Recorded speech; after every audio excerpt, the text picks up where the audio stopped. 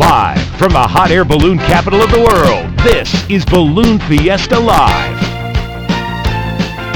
The 47th edition of the Albuquerque International Balloon Fiesta, presented by Canon, is happening now in Albuquerque, New Mexico. And now, please enjoy the Dawn Patrol Show and your announcer, Glen Moyer.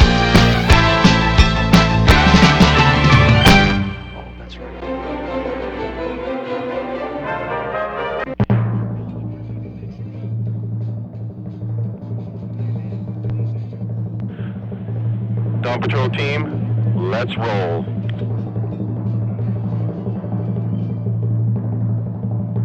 There it is. Good morning, ladies and gentlemen, from the furthest reaches around the world to points near and far across this great nation. We are gathered as one at a magical place here in the high mountain desert. It's time to carry me away. The music you hear this morning signals the opening event of the 47th edition of the greatest spectacle in all of lighter-than-air flight. Welcome, one and all, boys and girls, ladies and gentlemen, to the world's premier ballooning event, the Albuquerque International Balloon Fiesta, presented by Canon. Hello and good morning, everyone. I'm your announcer, Glen Moyer, and I'm honored to mark my 29th consecutive year lending my commentary to this world-class event. We're going to begin this morning with the 22nd anniversary edition of our Dawn Patrol Show, brought to you by Route 66 Casino Hotel and RV Park.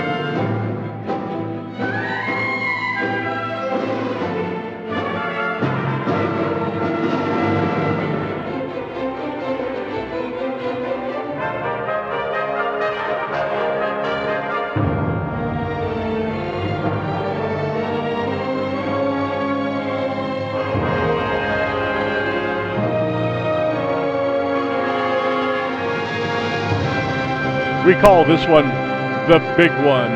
The Albuquerque International Balloon Fiesta is, by far, the most highly recognized ballooning event in the world. It began 46 years ago to celebrate the 50th anniversary of then radio station 770 KOB, now known as KKOB. That little gathering of just 13 balloons has blossomed into what you'll be enjoying here today. Soon, we'll be hearing each of the pilots report that they are cold, packed, and ready. This simply means that each of the balloons is full of cold air, forced into the envelope by a gasoline-powered fan, and that the pilot is at his or her burner, ready to turn on the fire and hot inflate.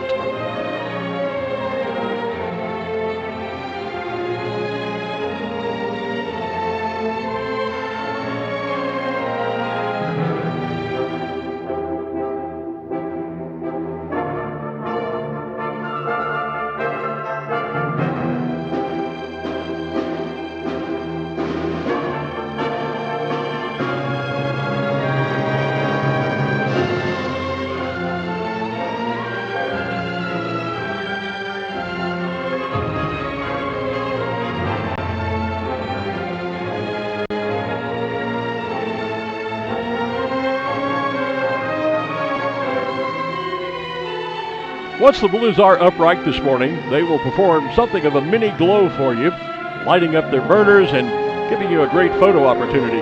Soon, then, they'll begin to rise into the pre-dawn skies to show us the way and what direction the winds will take all of our balloons today. So stand by for the stand-up and launch of the Route 66 Casino, Hotel, and RV Park Dawn Patrol Show as our pilots begin to call in, cold packed and ready.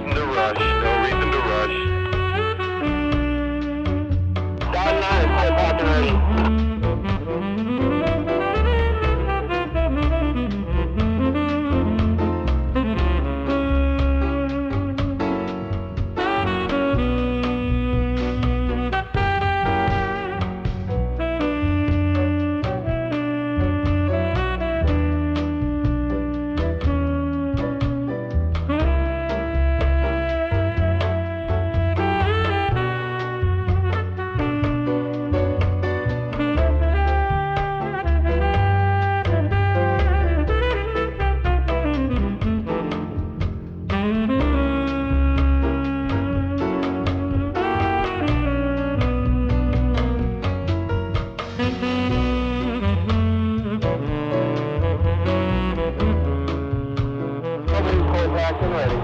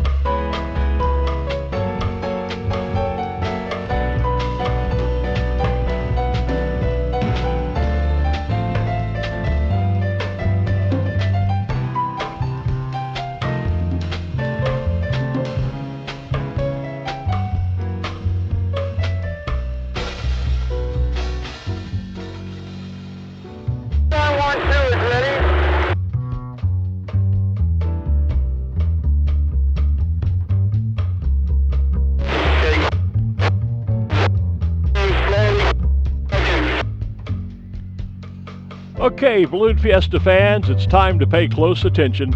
The pilots are now going to begin flicker burns to add heat to their aircraft. These short bursts of propane-fueled flames will illuminate the Dawn Patrol balloons spread across row M of Balloon Fiesta Park.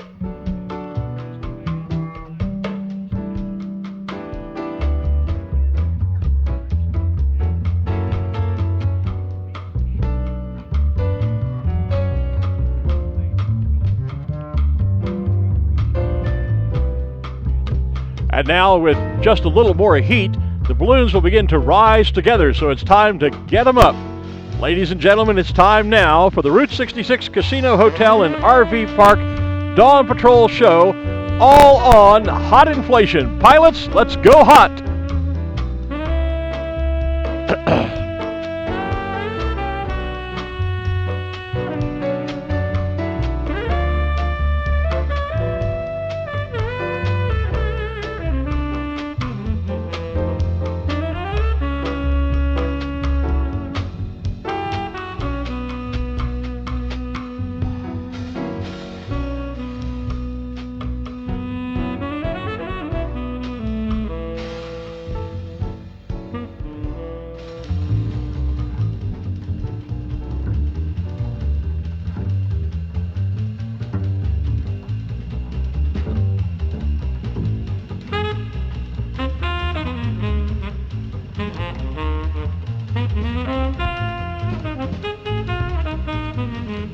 And it's time now, ladies and gentlemen, for you to join the show.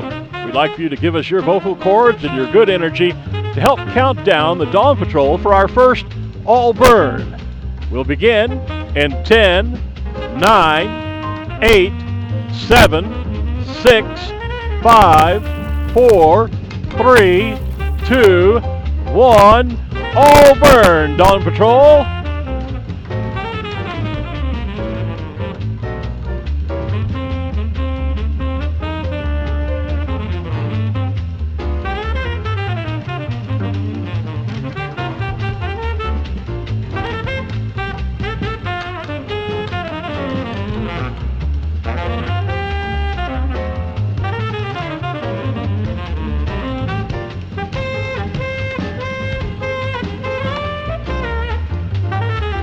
And just to give you a bit more of a photo op, this time let's try a round of flicker burns.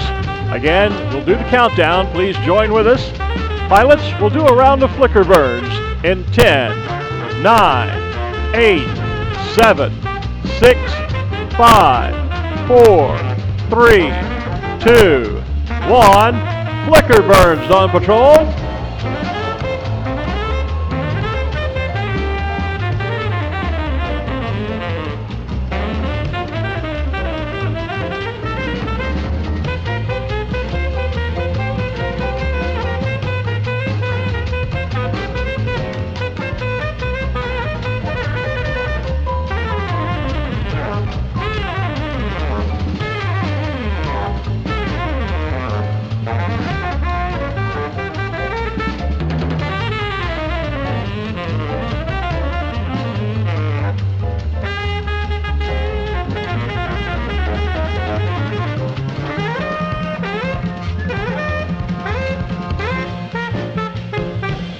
And before we introduce the team members individually to you, let's do one more all burn, Dawn Patrol. Again, ladies and gentlemen, please join the countdown. An all burn, Dawn Patrol in 10, 9, 8, 7, 6, 5, 4, 3, 2, 1. All burn, Dawn Patrol.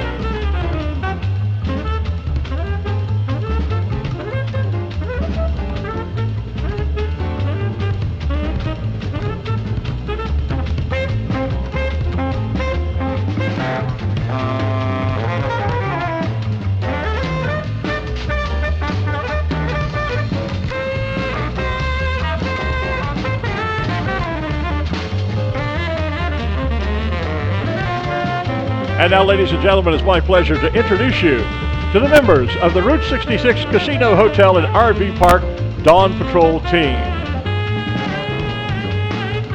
We begin with Scott Vesley from St. Paul, Texas, Lighthouse Business Information Solutions, rather.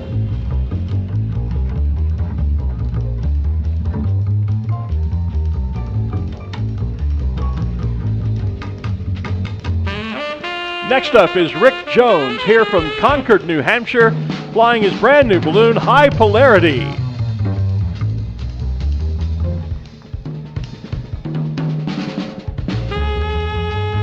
And next is Andy Wayner from El Paso, Texas, flying Hubba Bubba.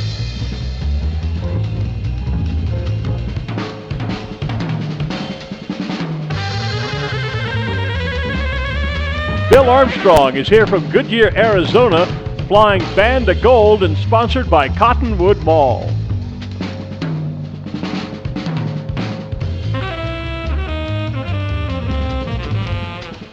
Next is Stan Hess from St. Peters, Pennsylvania in the Wicked Balloon.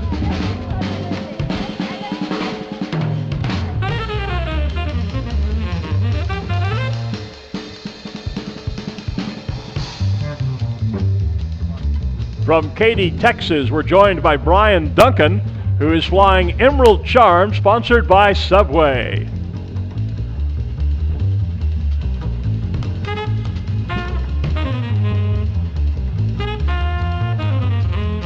And there's Tim Taylor from Holiday, Utah in D3, a brand new Stars and Stripes balloon.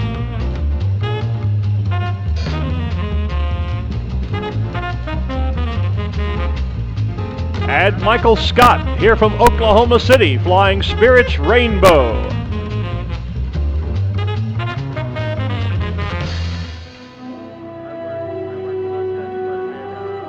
Next is Brian Carlson, all the way from Topeka, Kansas, in his balloon Dreams Fulfilled.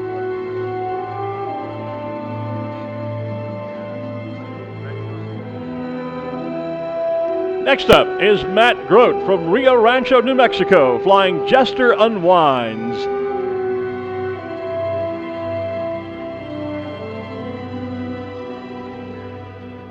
And we have Dale Ruth from right here in Albuquerque, New Mexico, flying Dawn's Delight.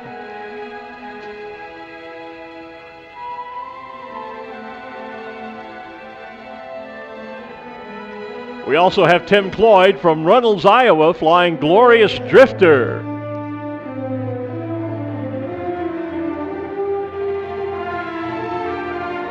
And finally, we have Chuck Schick from Bosque Farms, New Mexico, flying Brilliant Shadow.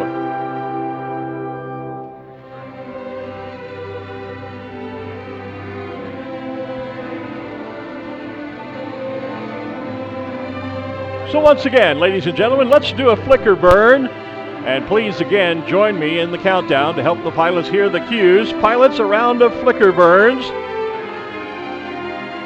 In 10, 9, 8, 7, 6, 5, 4, 3, 2, 1. Flicker burns, pilots, flicker burns.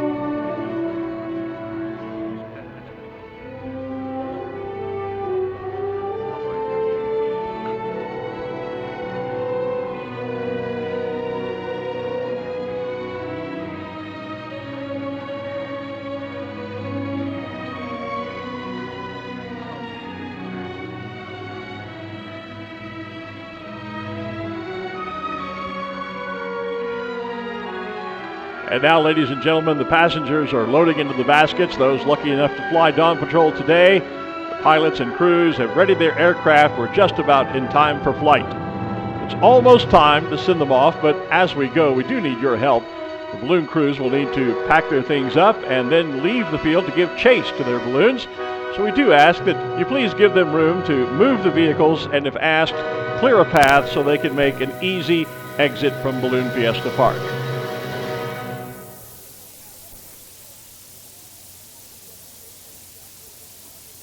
One more time before we send them off, let's do another round of flicker burns. Again, here's the countdown. 10, 9, 8, 7, 6, 5, 4, 3, 2, 1. Flicker burns, Dawn Patrol.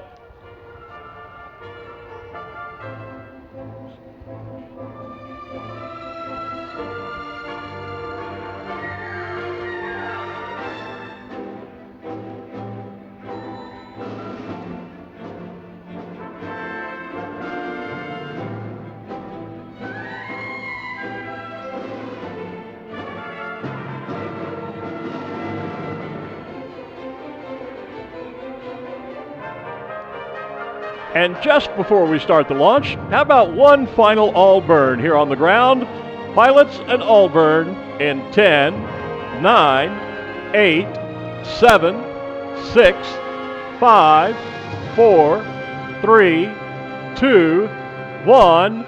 All burn, Dawn Patrol.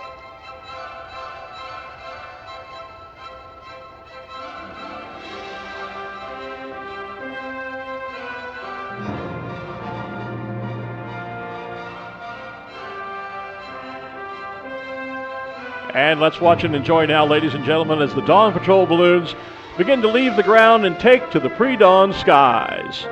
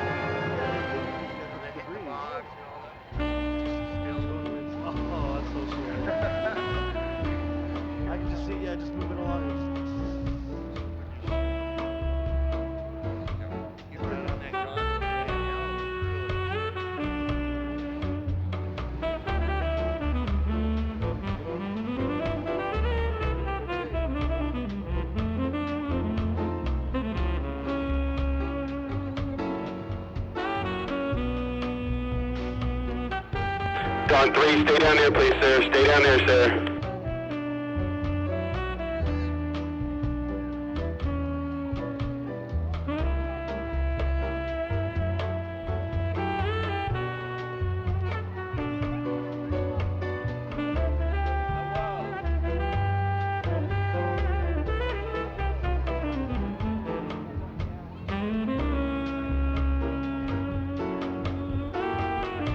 Copy.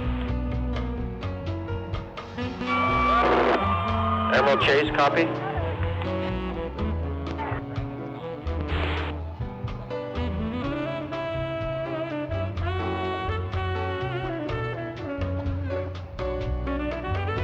Emerald Chase, copy. Emerald Chase, copy.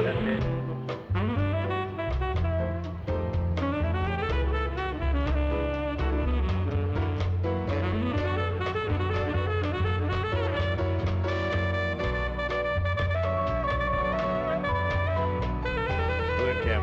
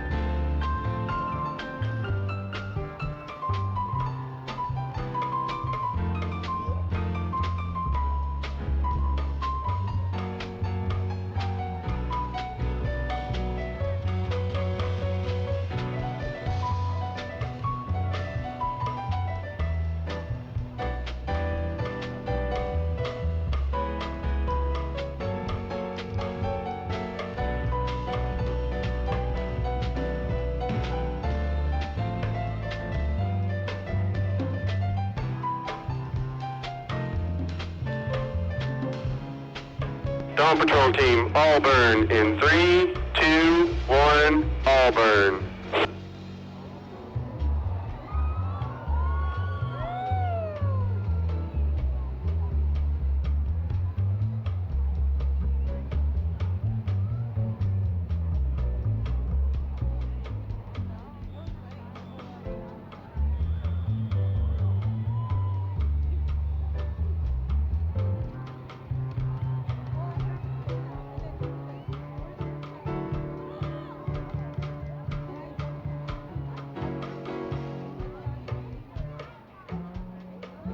Patrol Team, all burn in 3, 2, 1, all burn.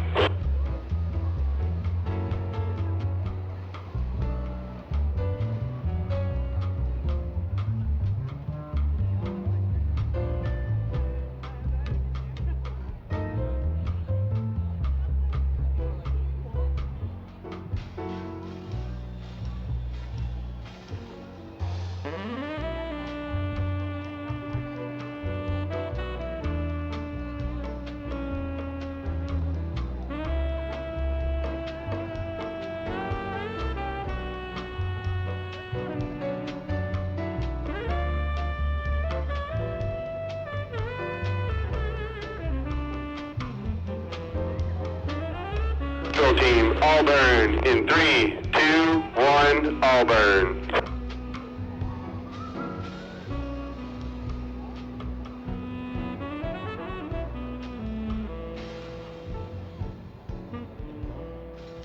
Yeah, they bounce off each other pretty good sometimes. As long as those baskets are. And ladies and gentlemen, with the launch of our final balloon, Our sponsor, Route 66 Casino Hotel and RV Park, is proud to present the Dawn Patrol Show. Folks, Auburn, 3, 2, 1, go.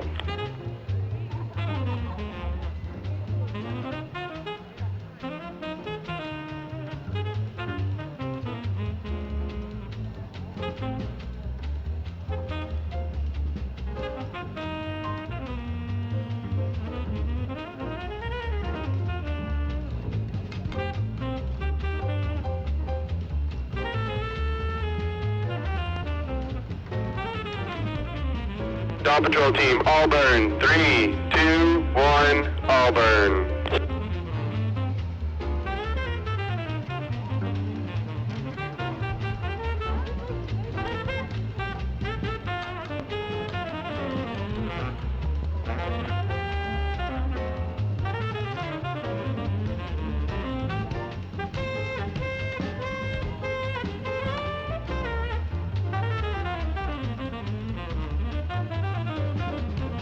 Yeah, well, there have been...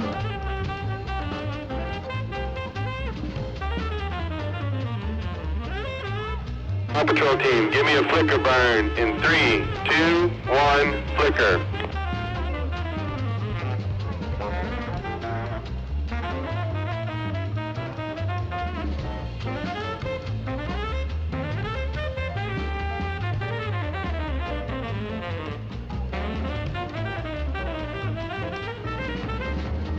You guys should look pretty over there. I couldn't stick down there. I was getting too close to Rick, so my apologies, guys.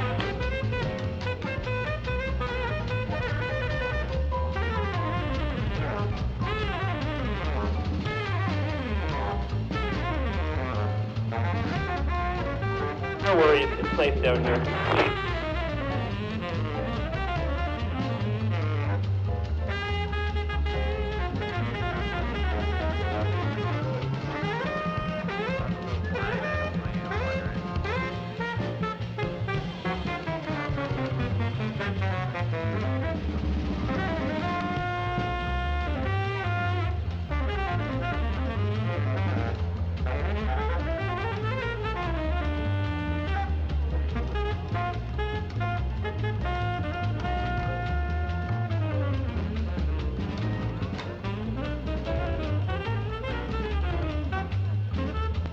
Dawn Patrol Team, give me an Auburn. 3, 2, 1, Auburn.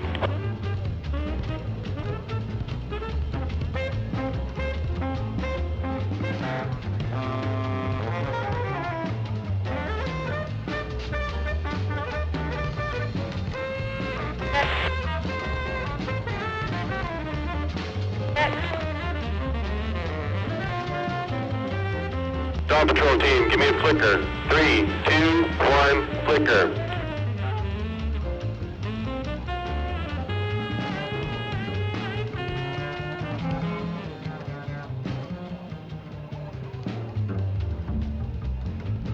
And now, ladies and gentlemen, as the Dawn Patrol balloons begin to drift away and enjoy their day, we want to give a special thanks to the sponsor of our show, the Route 66 Casino Hotel and RV Park. We'd also like to thank you for being up here so very early and being a part of our show. For now, I'm your announcer, Glen Moyer. We'll visit with you again very soon as we get ready for another spectacular mass ascension here at the 47th edition of the Albuquerque International Balloon Fiesta, the world's premier ballooning event presented by Canon.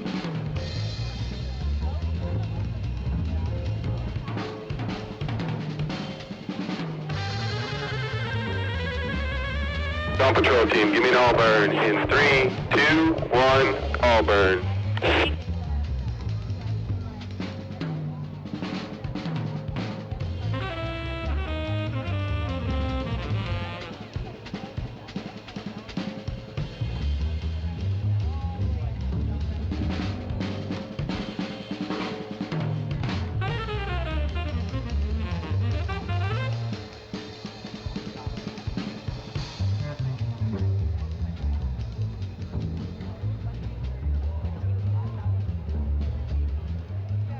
Dawn Patrol, Auburn, 3, 2, 1, Auburn.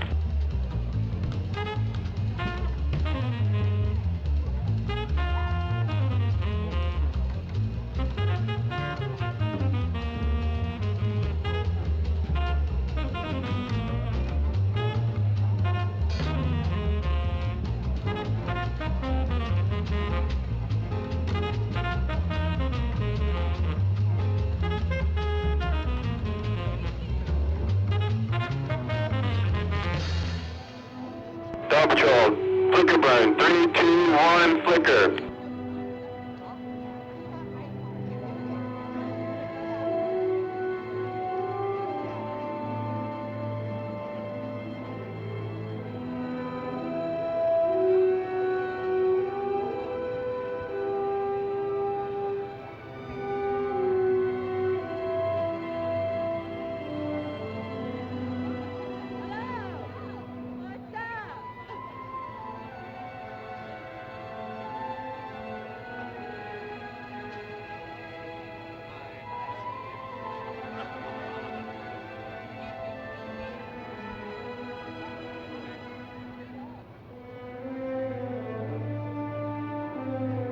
Team, come in, all burn. 3, 2, 1, all burn.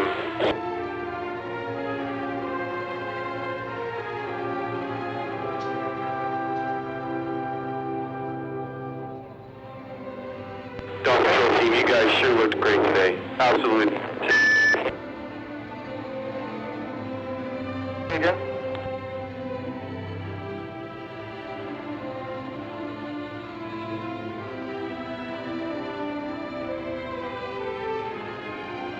All burn. 3, 2, 1, all burn.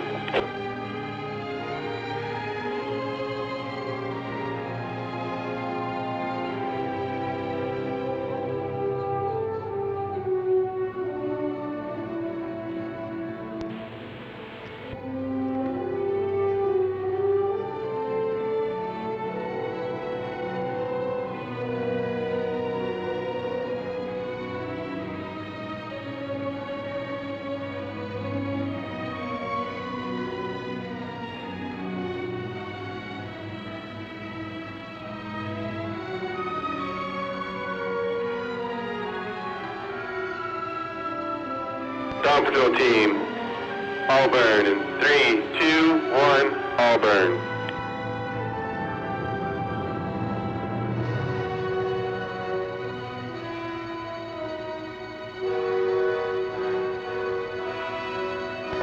Patrol.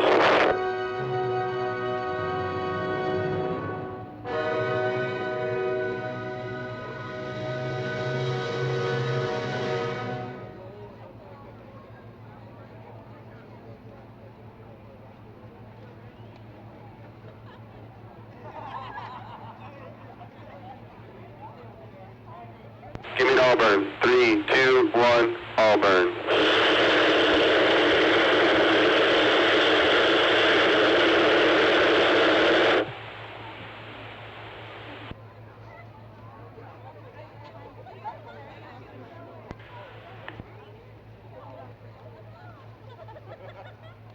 Dawn Patrol team, give me a flicker burn in 3, 2, 1, flicker.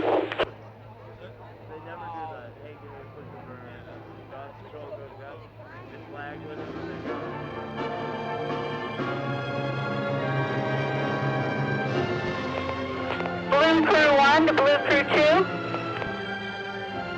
Balloon crew 2 to balloon crew 1.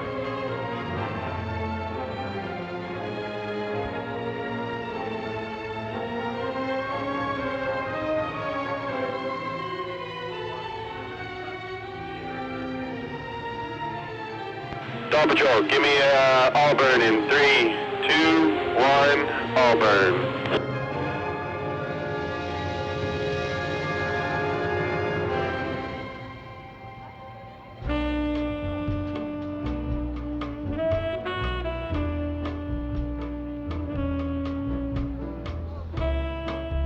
Dawn 2, Dawn 4, Bubba, are you okay, sir?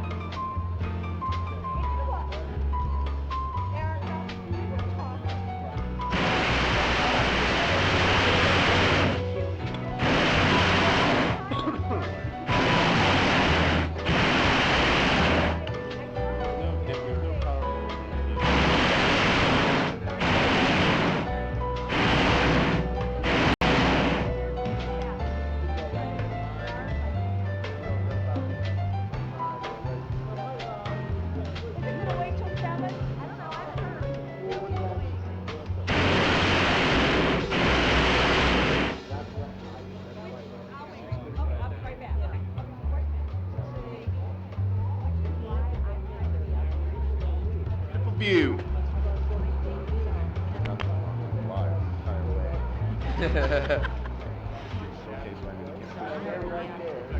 when we start to land, I'll tell you guys to roll those back up. But for now, we're doing okay. Just going to take our time here a little bit. Relax. Good job, Becky. Doing good. You did great.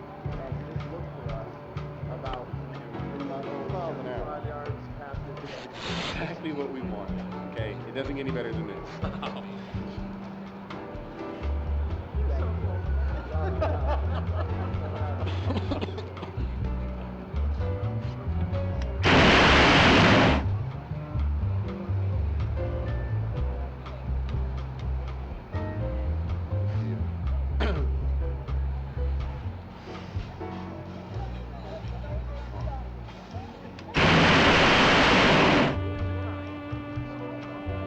Please tell me you're getting something.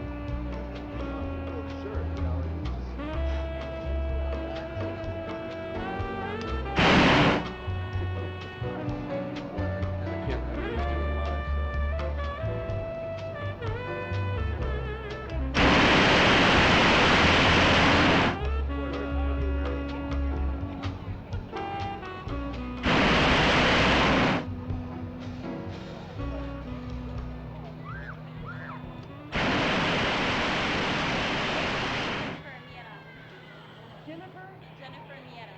Miera? Yes. Are you living here? Yes. Well, I live here now, yes. Originally from Las Cruces. Woohoo! I went to school at State Oh, awesome. a Me long too. time ago. Awesome. Great. And actually I'm from Sunspot, Alamogordo, Cruces, here. Live from the hot air balloon capital of the world, this is Balloon Fiesta Live. The 47th edition of the Albuquerque International Balloon Fiesta, presented by Canon, is happening now in Albuquerque, New Mexico. And now, live direct from the rooftop studio at Balloon Fiesta Park, here are Glen Moyer and Lloyd Jr. And good morning again, ladies and gentlemen. Welcome to Albuquerque, New Mexico, and the 47th Albuquerque International Balloon Fiesta, including live video this morning from one of our Dawn Patrol balloons. You can see there on the feed. That is a live camera shot from Scott Vesley, Dawn 2, our Dawn Patrol show producer this morning.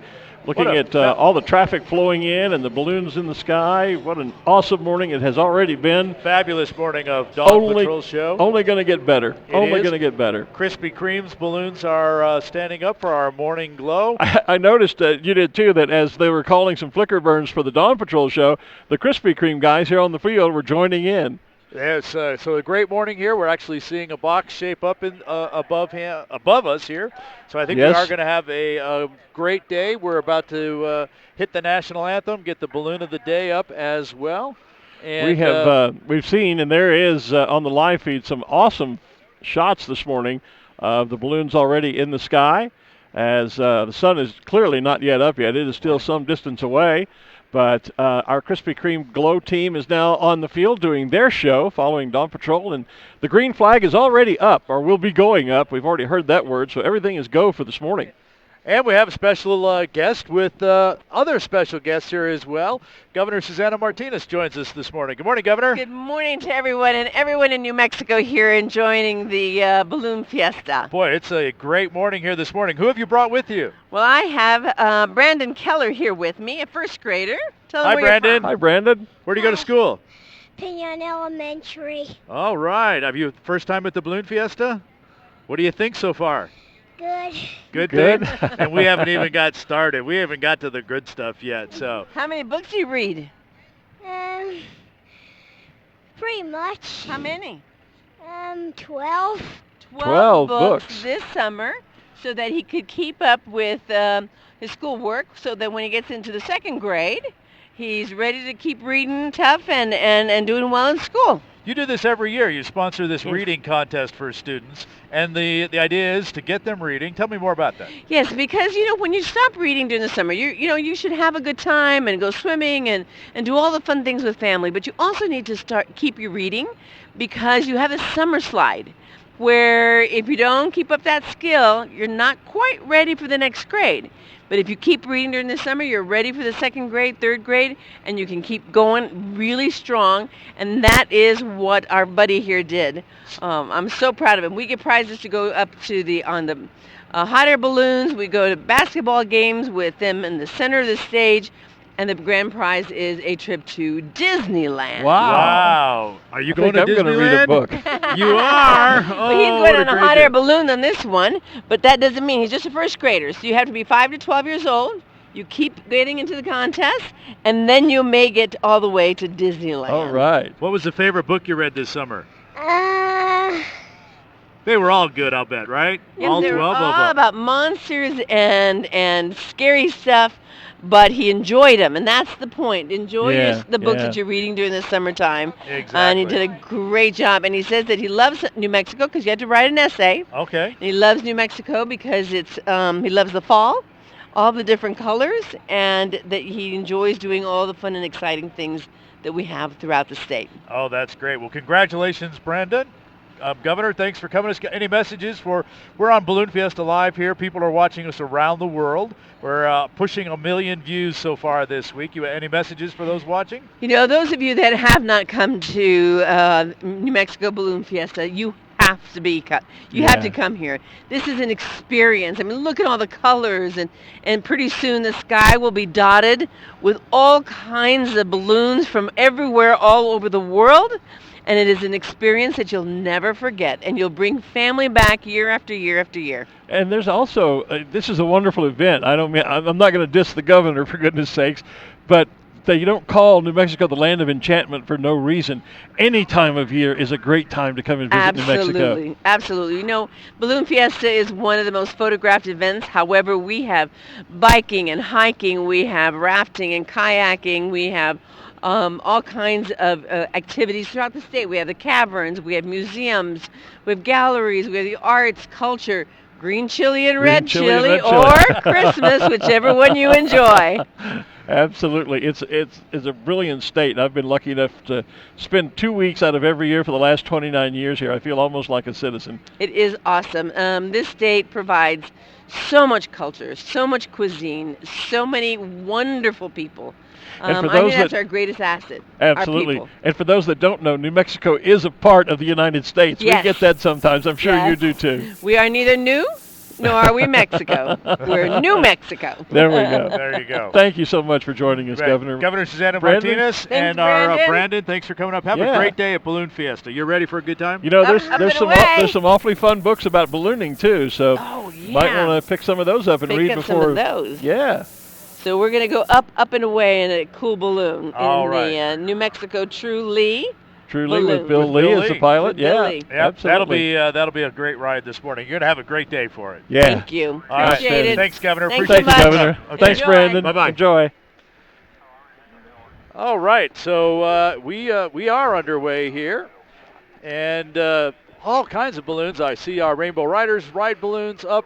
Our Krispy Kreme glow balloons are up there as Sean well. Askren has intel up. He's usually one of the first of the balloons up every day, it seems like. I'm going to check on our national anthem. Okay. We were scheduled for 7, but they were telling me that we might go a couple minutes early, and it is a couple minutes early. While you're doing that, I'm checking in on the our comments on the feed. There's a hello from Bristol, UK. And Paul, it was nice to see you at Longleat again, sir, and we'll be back next year, so look forward to catching up to you there. Paul Mackley checking in from Bristol, UK. And there's a check-in from New Hampshire, from Houston, Texas. Just scrolling through here real quickly to take a look at some. Kathy Smith says, good morning, Art and Glen from Lubbock, Texas. And good morning to you. And Dover Air Force Base. Yeah, and Chicago again, the Windy City checking in. And let's see, just see if I can spot a couple more here real quickly. How are we on the anthem? What's the status there? I'm waiting on the official time here. Okay, Kevin Gaffney checking in. 2 from, minutes. 2 minutes. Okay, from Windsor in the UK. Hi, Kevin. Good you know, morning. we mentioned to the governor that we are being seen worldwide, and we should point out that we topped 850,000 views so far. Of course, our kind of just out of the air goal was $1 million. I think we can do that if folks will share, If they'll share out, like, and all those other great social media things as well. We'll hit that $1 million by the end of tomorrow morning's broadcast, because we have a fabulous mass ascension this morning. We're scheduled for a balloon glow tonight, and then the farewell mass ascension tomorrow morning. And the weather looks like it's going to hold for the rest of the weekend. I think so. I think Chamber of Commerce has finally gotten it together for us this morning. Glen Singleton checking in from San Antonio, Texas. Hi, Glenn. That used to be one of my stomping grounds. I was at WOAI Radio and at KENS TV in San Antonio back some years ago. Fond memories of working in the media there in San Antonio. Lexington, Kentucky, Memphis, Quebec, Chesapeake Bay, Maryland, all checking in here just recently. Yeah. Glad to have you guys along. Be sure and share us out to your friends and followers. There's someone watching from Albuquerque. Whoa, imagine that. Wow. Why aren't you out here on the field with us? Absolutely. There's, I think you said Kentucky. I just saw them. Kansas City checking in this morning. Sarasota, Florida. The folks here from Denver, but having trouble getting their Uber ride into the field. Hope you get that sorted out. There's a good morning, Peggy Jean saying good morning from Phoenix, Arizona. So, Maryland.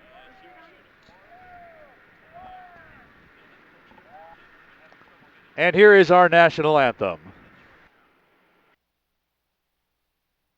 Oh, say, can you see by the dawn's early light what so proudly we hailed at the twilight's last gleaming, whose broad stripes and bright stars through the perilous fight o'er the ramparts we watched were so gallantly streaming, and the rocket's red glare, the bombs bursting in air, gave proof through the night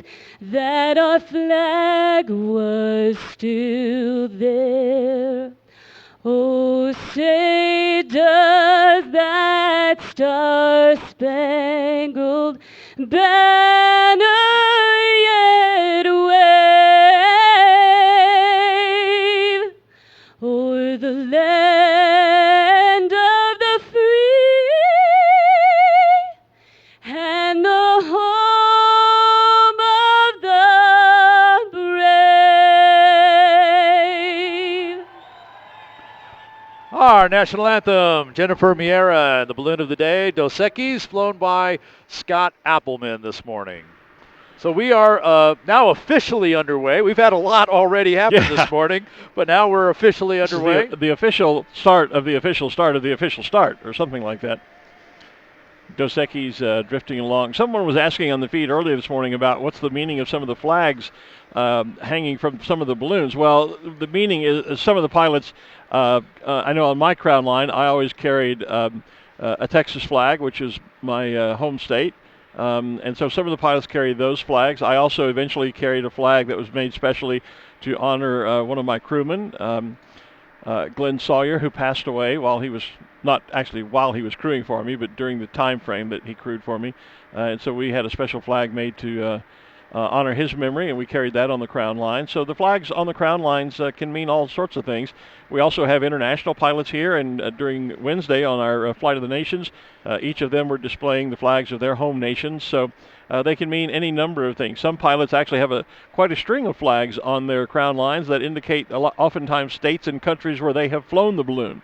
So just answering that question, they can mean all sorts of things. And some just have little pieces of fabric hanging off there that may from a distance look like it'd be part of the flag. They look like a flag, but it's not. Just a little pieces of fabric, a little wind tell. Yeah. Because if those start floating up, you're obviously descending. If they start going sideways, then something else is happening. Yeah. Just another way to tell what the wind direction is doing up there in the air with you.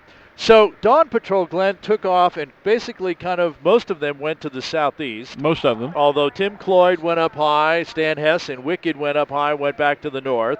Scott Appleman is taking Dos Equis across the field from east to west. Yep. Sean Askren in Intel has taken off and is going to the southwest. There's been lots of discussions about are we going to launch from the north end or the south end first. And every time they have that discussion, it flips.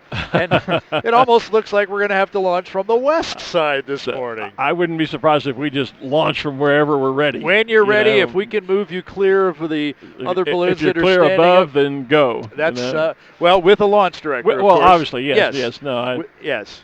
But that's what I said. I mean, it may not be. It'll be. What was the catchphrase they were using?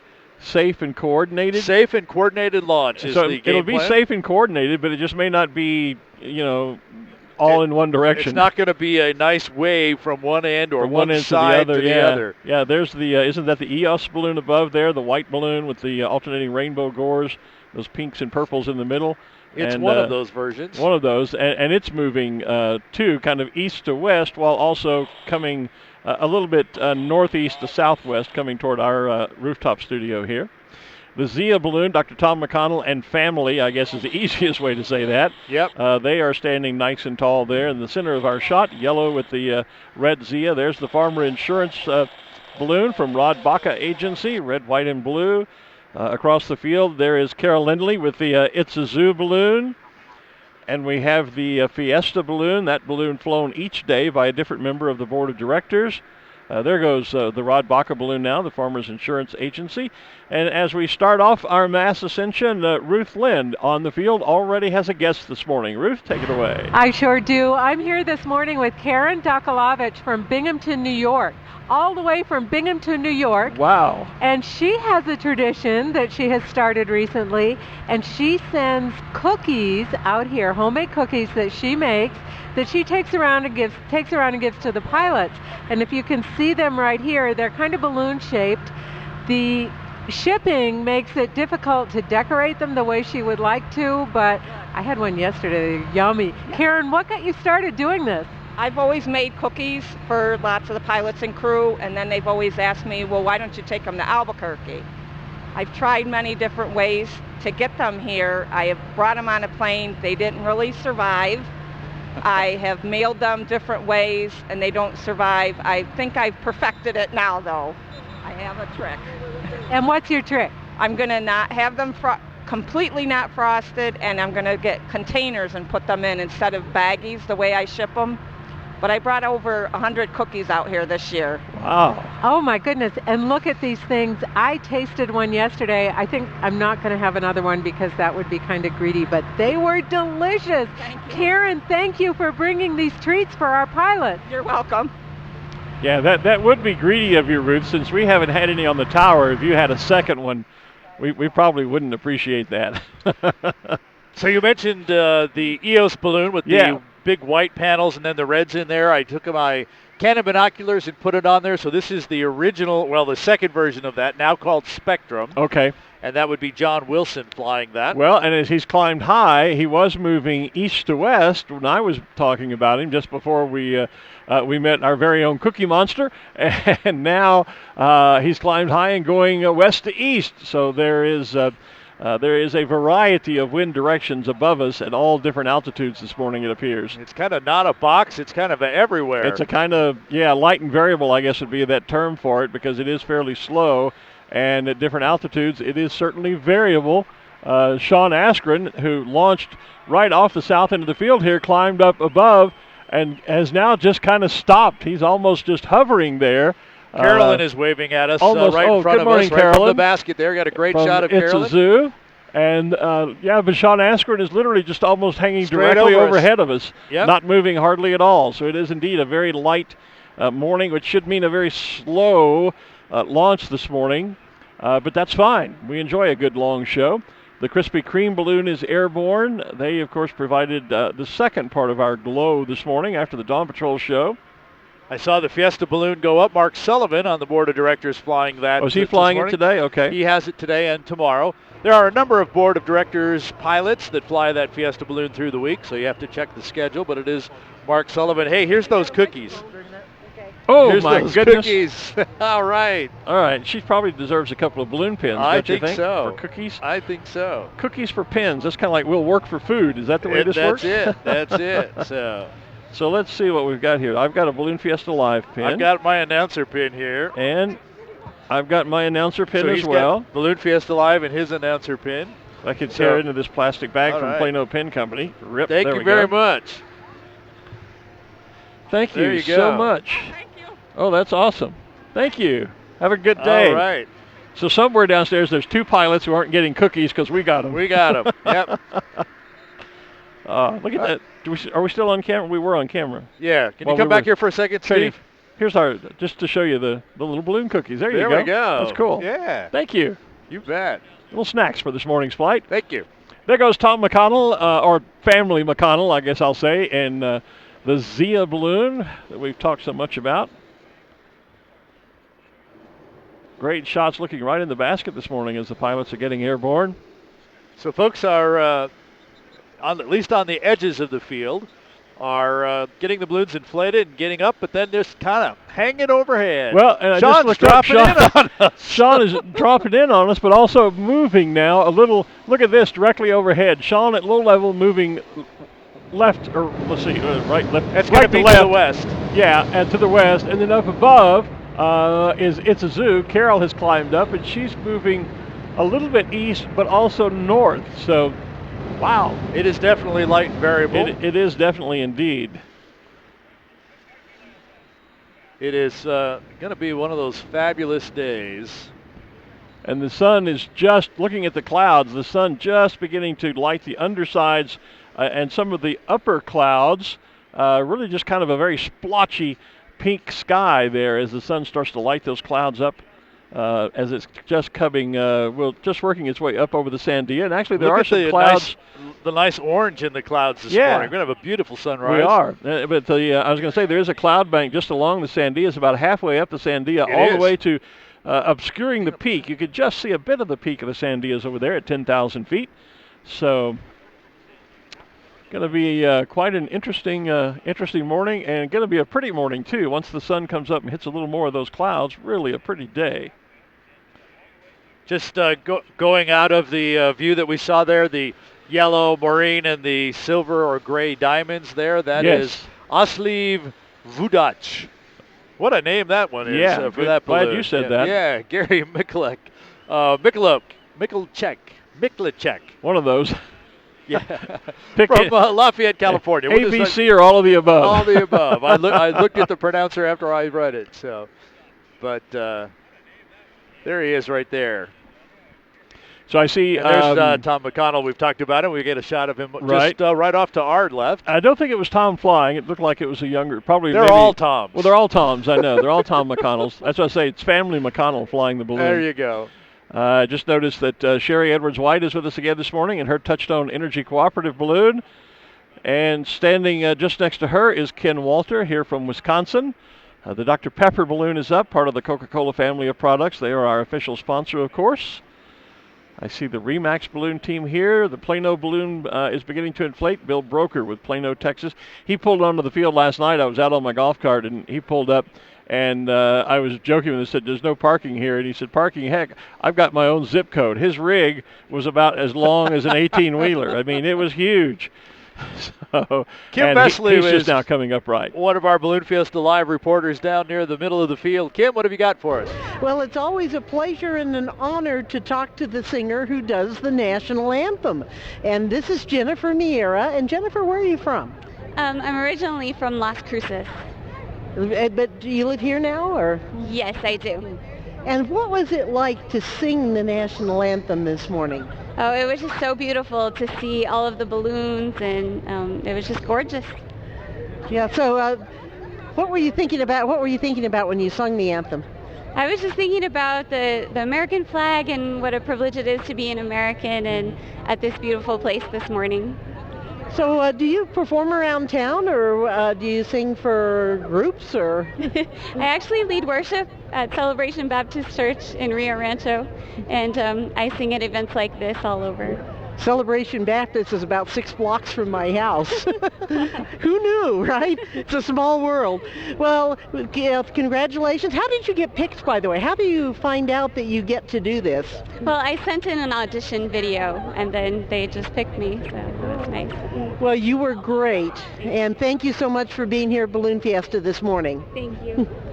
Back to you guys. Thanks, Kim. Thanks, Kim. Hey, Ruth, just for your information, we've got a Laurie McEnany who says, good morning from Maine. She'll be here next year. So hello from your home state.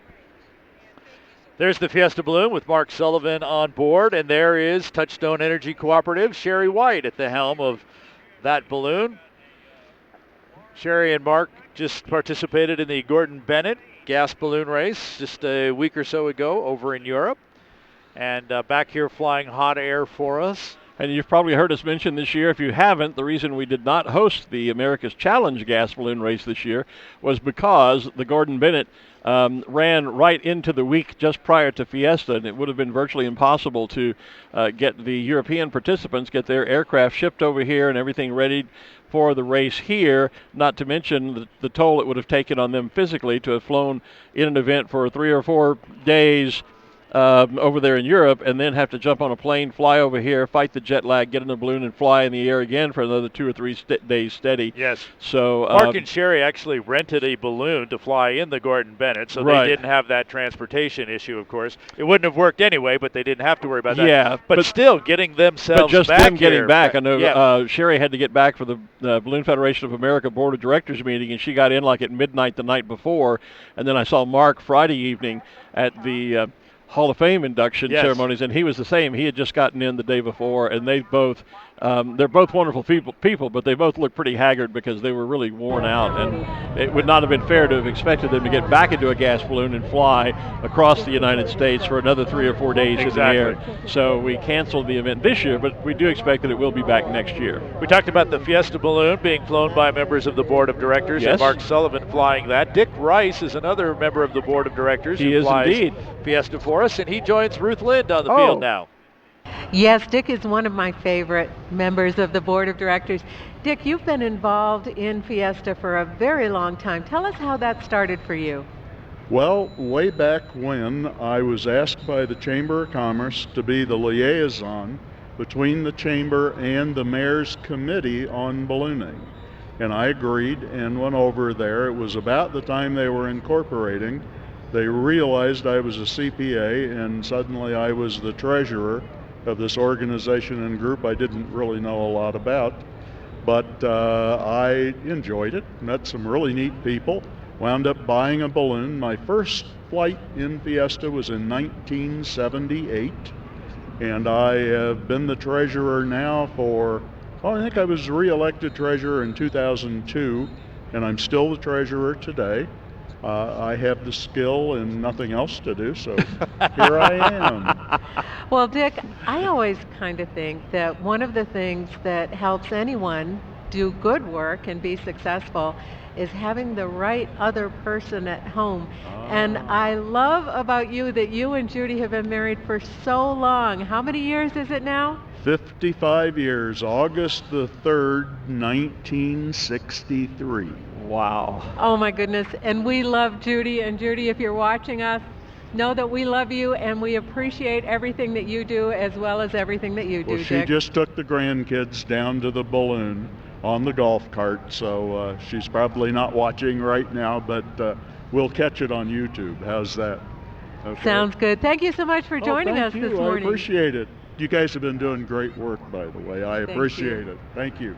And back upstairs. Thanks, Ruth, and thank you, Dick, for the kind words. Always good to see Dick Rice. And while they may not be watching on the golf cart, here's probably the most interesting check-in I've seen yet in all of our comments on Facebook. Here is, it started to move. Let me get back to it here. Tammy Boudreau says, good morning from Frontier Airlines Flight 533, Denver to Reno. Oh, wow. So I don't know if she's flight crew or just a passenger on board, but watching us on checking out the live feed while on board a flight from Denver to Reno. So good morning to you, Tammy, and thank you for that nice note. You betcha. I wonder if they're putting that on all the screens in those planes. I don't know. Would that be awesome? Most of those planes are taking those out and let you use your own device anymore. Yeah. If that, how would we count those views? That would be curious. Yeah, that would be interesting. Hey, before we run out to Kim here on the field, I was just looking at a nice shot we had here, and there were balloons going up, there were balloons going left, there were balloons going right, there were balloons going down. It is definitely a light and variable morning here this morning. It is. And one other quick note before we go to Kim is that thank you for the cookies because they are delicious. Yes, they are. I can attest to that. Yeah, there we are. Kim Vesley, take it away.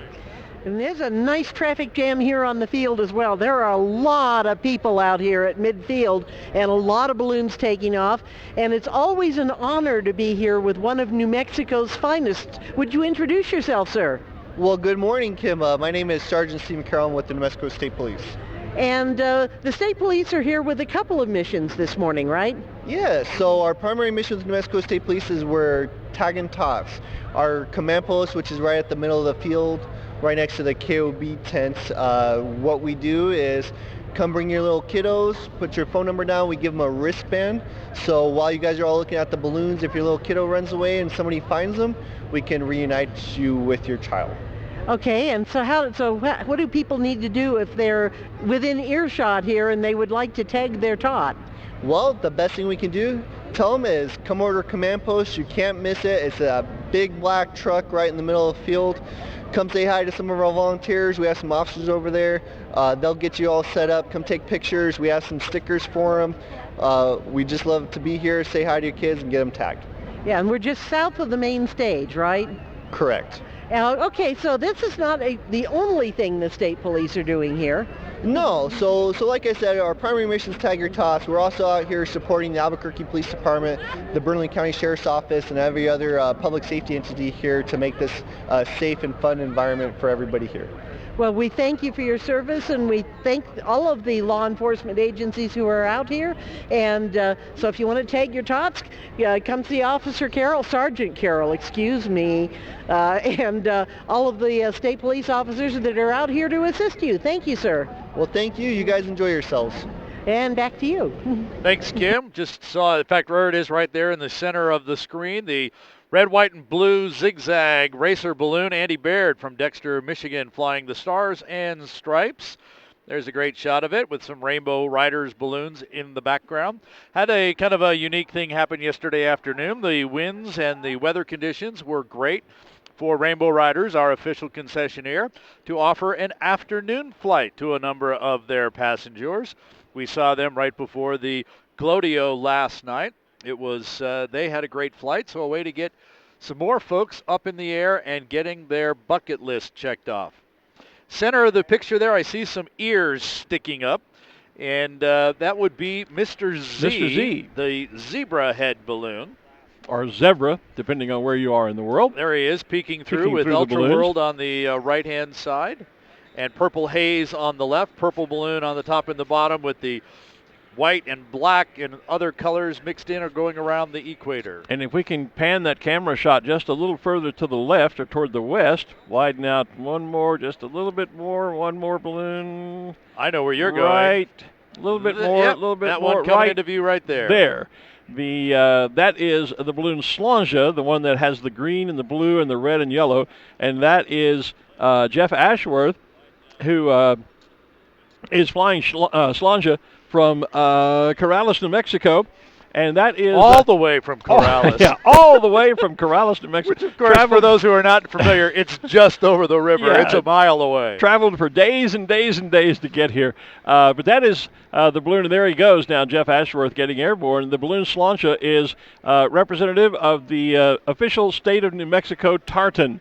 Tartan, of course, is widely associated with my ancestral home of Scotland, and as I was saying earlier this week, almost every state in the United States has an official tartan. New Mexico does, and it looks a lot like that. It's a little exaggerated there on the balloon. You can look it up, just Google New Mexico State tartan, it'll pop up.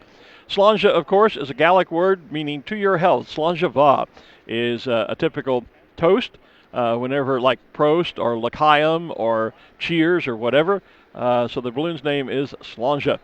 As it was going up, you saw a little pucker in on the side of the balloon. Yep. That's where a rope inside the balloon is attached to open the turning vent on the other side of the balloon, which gave it that spin as it took off. Yes. Yeah, there's a pulley attached typically right there on that other side, and the balloon then the rope runs down to the basket, and the pilot actuates that, opens the turning vent, and causes it to spin around, as Jeff was doing. There in the shot is the Mission linen balloon. They provide all of the tablecloths and linens that we use throughout here at Fiesta, and they've been a sponsor here for, years and years and years and years. Always good to have them here. That's the yellow balloon with the starburst on it in the picture. To the left of that, is that Michael Scott's from Dawn Patrol with the Spirit balloon? The Rainbow Spirit? I'm not sure. Looks similar, but the one that's kind of coming into view there with the black arrows on it, that's That-A-Way. There is Alphonse. That is Max Mitchell's special shape, the gray elephant. We also have another elephant here we'll see at some point today, and that is Princess Nellie. That is the pink elephant, which comes to us from Belgium. Max Mitchell, of course, from here in the U.S. with Alphonse. There's goes Purple Haze. Yep, Purple Haze. Purple at the top and the bottom. Dave Melton flying Purple Haze for us. Wonder how many folks out here remember the Jimi Hendrix song Purple Haze. That was one of the first covers we played when I was in a little garage rock and roll band back in the 1960s, 1969, as I recall. Now that we've got a couple balloons off the front couple rows here, we can see that there is a huge crowd out there. And it goes all the way across. A lot of times, we see the crowd is really, really dense, about a third of the way across the field. But today it goes all the way across. There is just a sea of people out there this morning, which is just brilliant. That's what we want. And Ruth Lind is down there with a few of those spectators right now. Ruth, who have come from Tennessee, I think she said. Ruth? From Dunlap, Tennessee. And why don't you all introduce yourselves? I'm Jerry Smith. Jackie Smith. Bill DeCepio. Enos DeCepio. And Jerry and Jackie were telling me they were here in 2012, and they had so much fun that they wanted to bring their neighbors back with them. What have you been looking at especially this week? All the wonderful balloons, and it seems like there's a lot more than was in 12. There are a lot here this year. Did you come out for the fireworks show last night and the jumpers? Of course. It was wonderful. Exciting. Have you ever seen anything like those lighted jumpsuits? No, I haven't. I was really surprised when I saw them, and they were. Sounds good. Anyone you want to say hi to back home? Well, hi to all the people in Dunlap. Great. Thank you so much. Back upstairs to you guys, and enjoy your balloon fiesta. Thank you. Thanks, Ruth. And we continue with the Ascension. Now we have a really nice view of Mr. Z. The balloons in front have cleared him. We see the Kashari is about ready to launch. Peter Procopio was just up to say hi before he... Was he? He Okay. came up and said hi before we got started this morning. He said he was in the second wave, but he's certainly standing up in what appears to be the I'm first not wave. sure there's such a thing as a wave this morning. I agree. Like we said, all right, I think it's get up, get ready, and we'll get you in the air today. And just beside him is Rich Lawhorn there in Humpty Dumpty. And I see the Plano balloon standing tall. That is Bill Broker.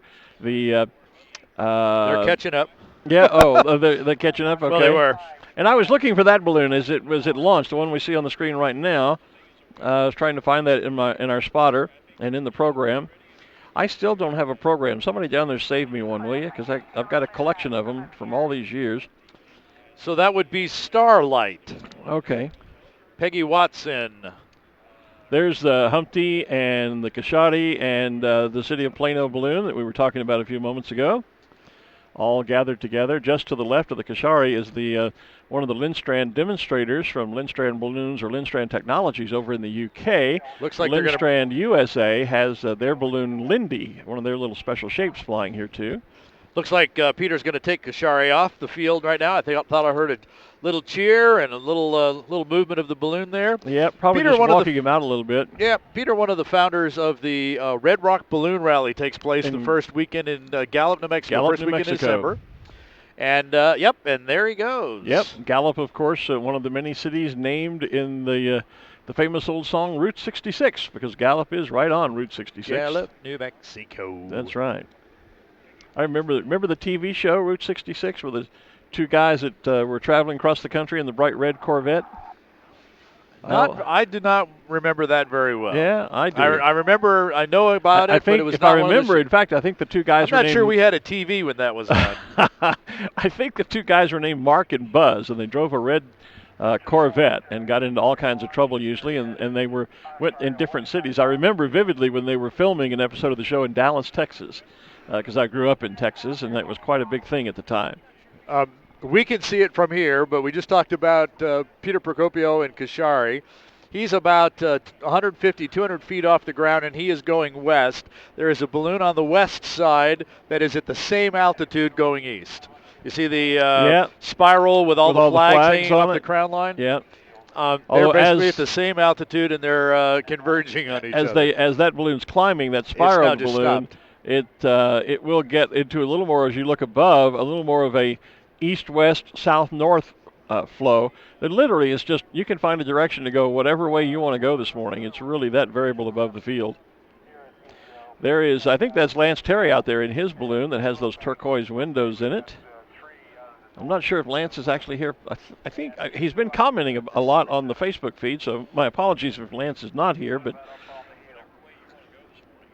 I think he is.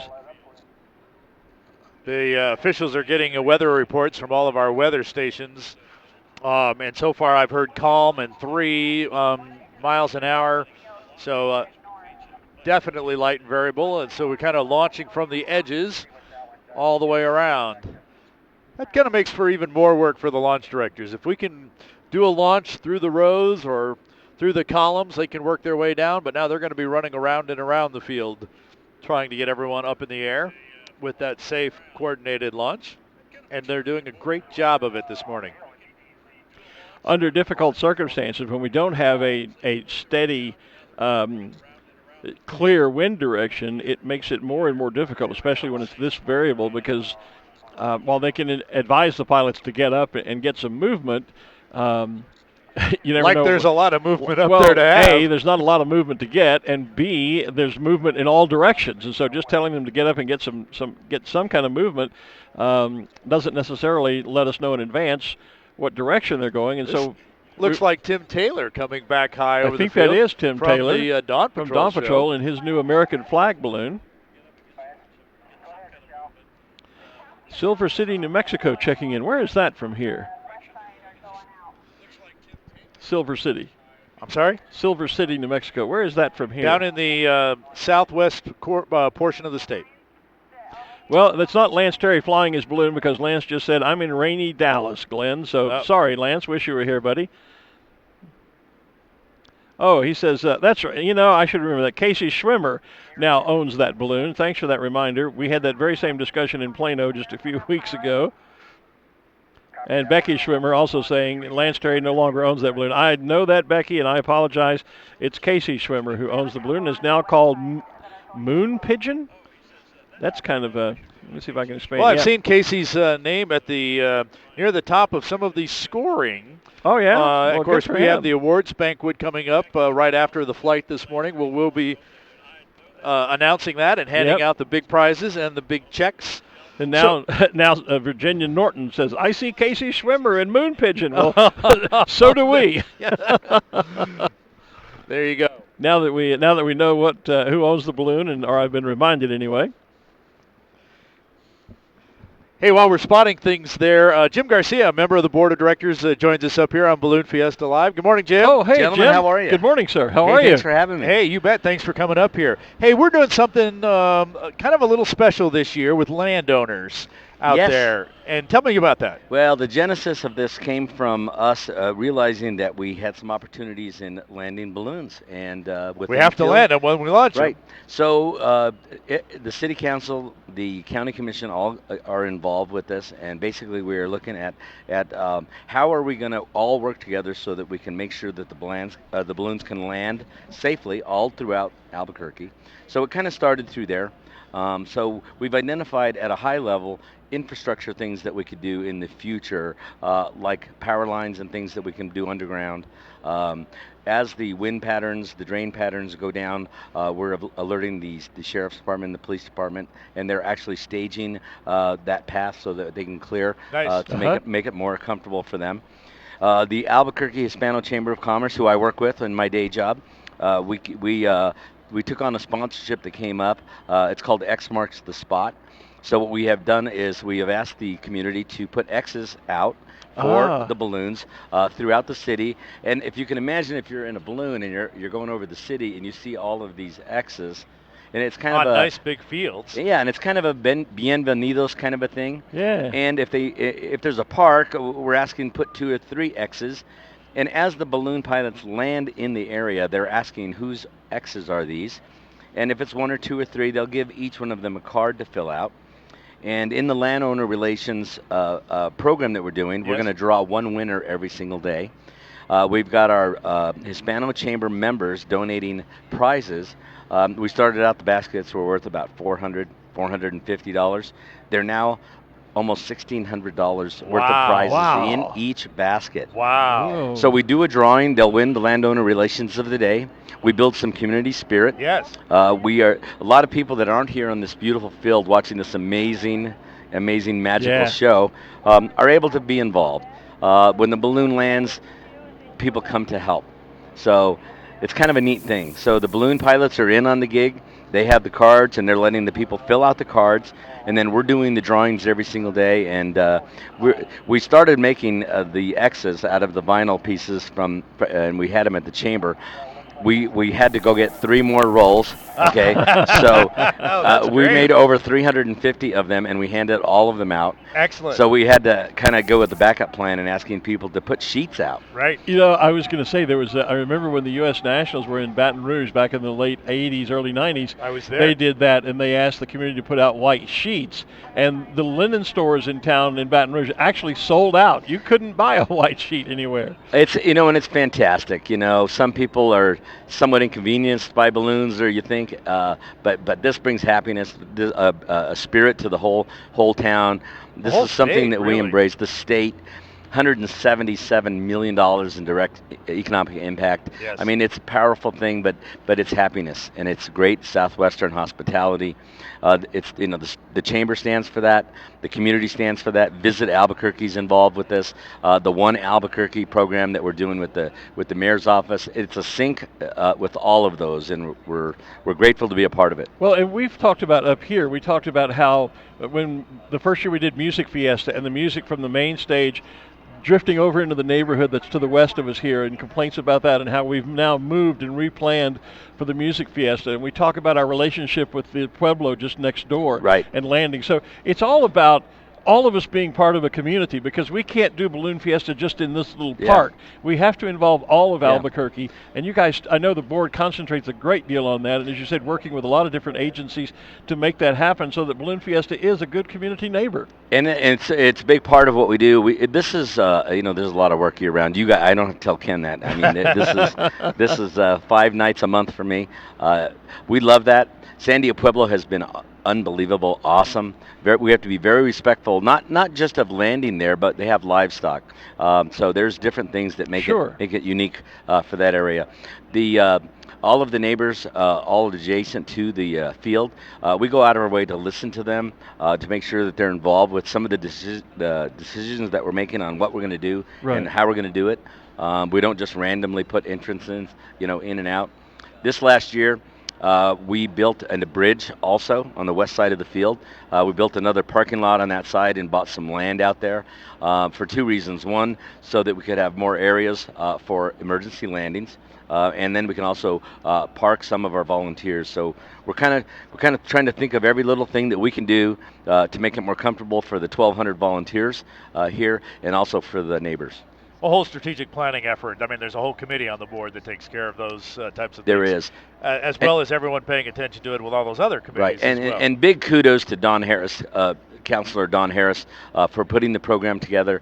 There's actually a task force that we have where we meet, and we are looking at the future. How are we building the future for this, for a long-term sustainability, to make sure that we create a cooperative effort on all parts. And this is the first year where the City Council, County Commission, Mayor's Office, Hispano Chamber of Commerce, and Visit Albuquerque are all together talking about the same thing. Yeah. Excellent. X marks the spot. You can still get your sheet or X out today because we've got 2 more days of flying. Two more days. Could be a landowner relations winner. Oh my gosh! $1,600 worth of prizes? Are you kidding me? They're I'm gift gonna cards. put it next in the hotel parking lot. Yeah, and you know, we actually are putting them on top of buildings where obviously balloons cannot land. Right. But we would just want them to say hi. Hi, Hey, say hi, we're that part of this. It's part of the Albuquerque community, and The only thing I would say about that is it's a good thing we don't do off-field competition anymore because all those X's could be confusing. Okay, now wait, now, Glenn, let me. Okay, we did have a problem. Sam Parks, our balloon meister, we worked all the details out, and we decided our X's were going to be smaller. But on Friday, I got a call from one of the other officials, and they said, could you please get us some vests? Because they do have the opportunity for the scoring off with the X's. But we re-identified that by using the fluorescent vests were the official X's. Okay. And we did not want anybody to get disqualified for landing on one of our X's, although we would happily like to have the community see them. But we did have a problem with that. Okay, but we worked it out. You know what? That's the great thing about Fiesta. We solve problems. Yeah. You know, I do all of the video training, as you know, Ken, for the volunteers, and we emphasize that. You know, be the one that solves the problem. That's it. Be the one that makes somebody's day better. You know, and we're asking individuals to do that, and it's been fabulous. Jim Garcia, member of the board of directors. Thanks to the Hispano Chamber of Commerce for sponsoring X Marks the Spot. Thank you, guys. Hey, we appreciate what you guys do. This has been awesome. We love that. We I love the appreciate live you guys. TV. It's been fantastic. By the way, I know you've been asking 850,000 views so far before we got started this morning. Well, Kathy Leindecker, she was telling me that we were going to hit north of 1 million. We're going to hit 1 million. And that really made me excited to hear that. I think this is going to be great. People all over the world, you're enjoying the greatest spectacle in the United States of America is right here in the land of enchantment, Albuquerque, New Mexico. So and Jim, fabulous. thank you and all the board for letting me be a part of this as an outsider for 29 years now. You know, you're not an outsider to me because every time Balloon thank you. Fiesta is around, you're here. I am. And I am. we think that's a very, very big treat for us. Well, it's a big treat for me, and I do appreciate it very much. Well, we love that, and we love Ken. We love the hard work that everybody dedicates to this. So it's a good team. Thank you, Jim. Thank you, guys. Thanks, Jim. We'll Have talk a to you good in a morning. Take care. All right, take care. So Arabelle in the air there while we were chatting with Jim. I saw the tall Steve and Puddles or Splash. I see the carousel there. I think, are we waiting on Kim? Oh, yeah, it looks Kim's like waiting on us. I think Kim's been waiting on us, but we do have the entire, it looks like most of the Longleaf fleet. I see the koala, I see the 2 penguins, Puddles and Splash. There's tall Steve. I don't see Cymbaloo, Richard Penny and Cymbaloo yet, but he might be there. I just didn't see him. But yeah, Kim was waiting on us in our interview with Jim. So let's turnabout is fair play. Let's go down to the field and Kim Vesley with an interview.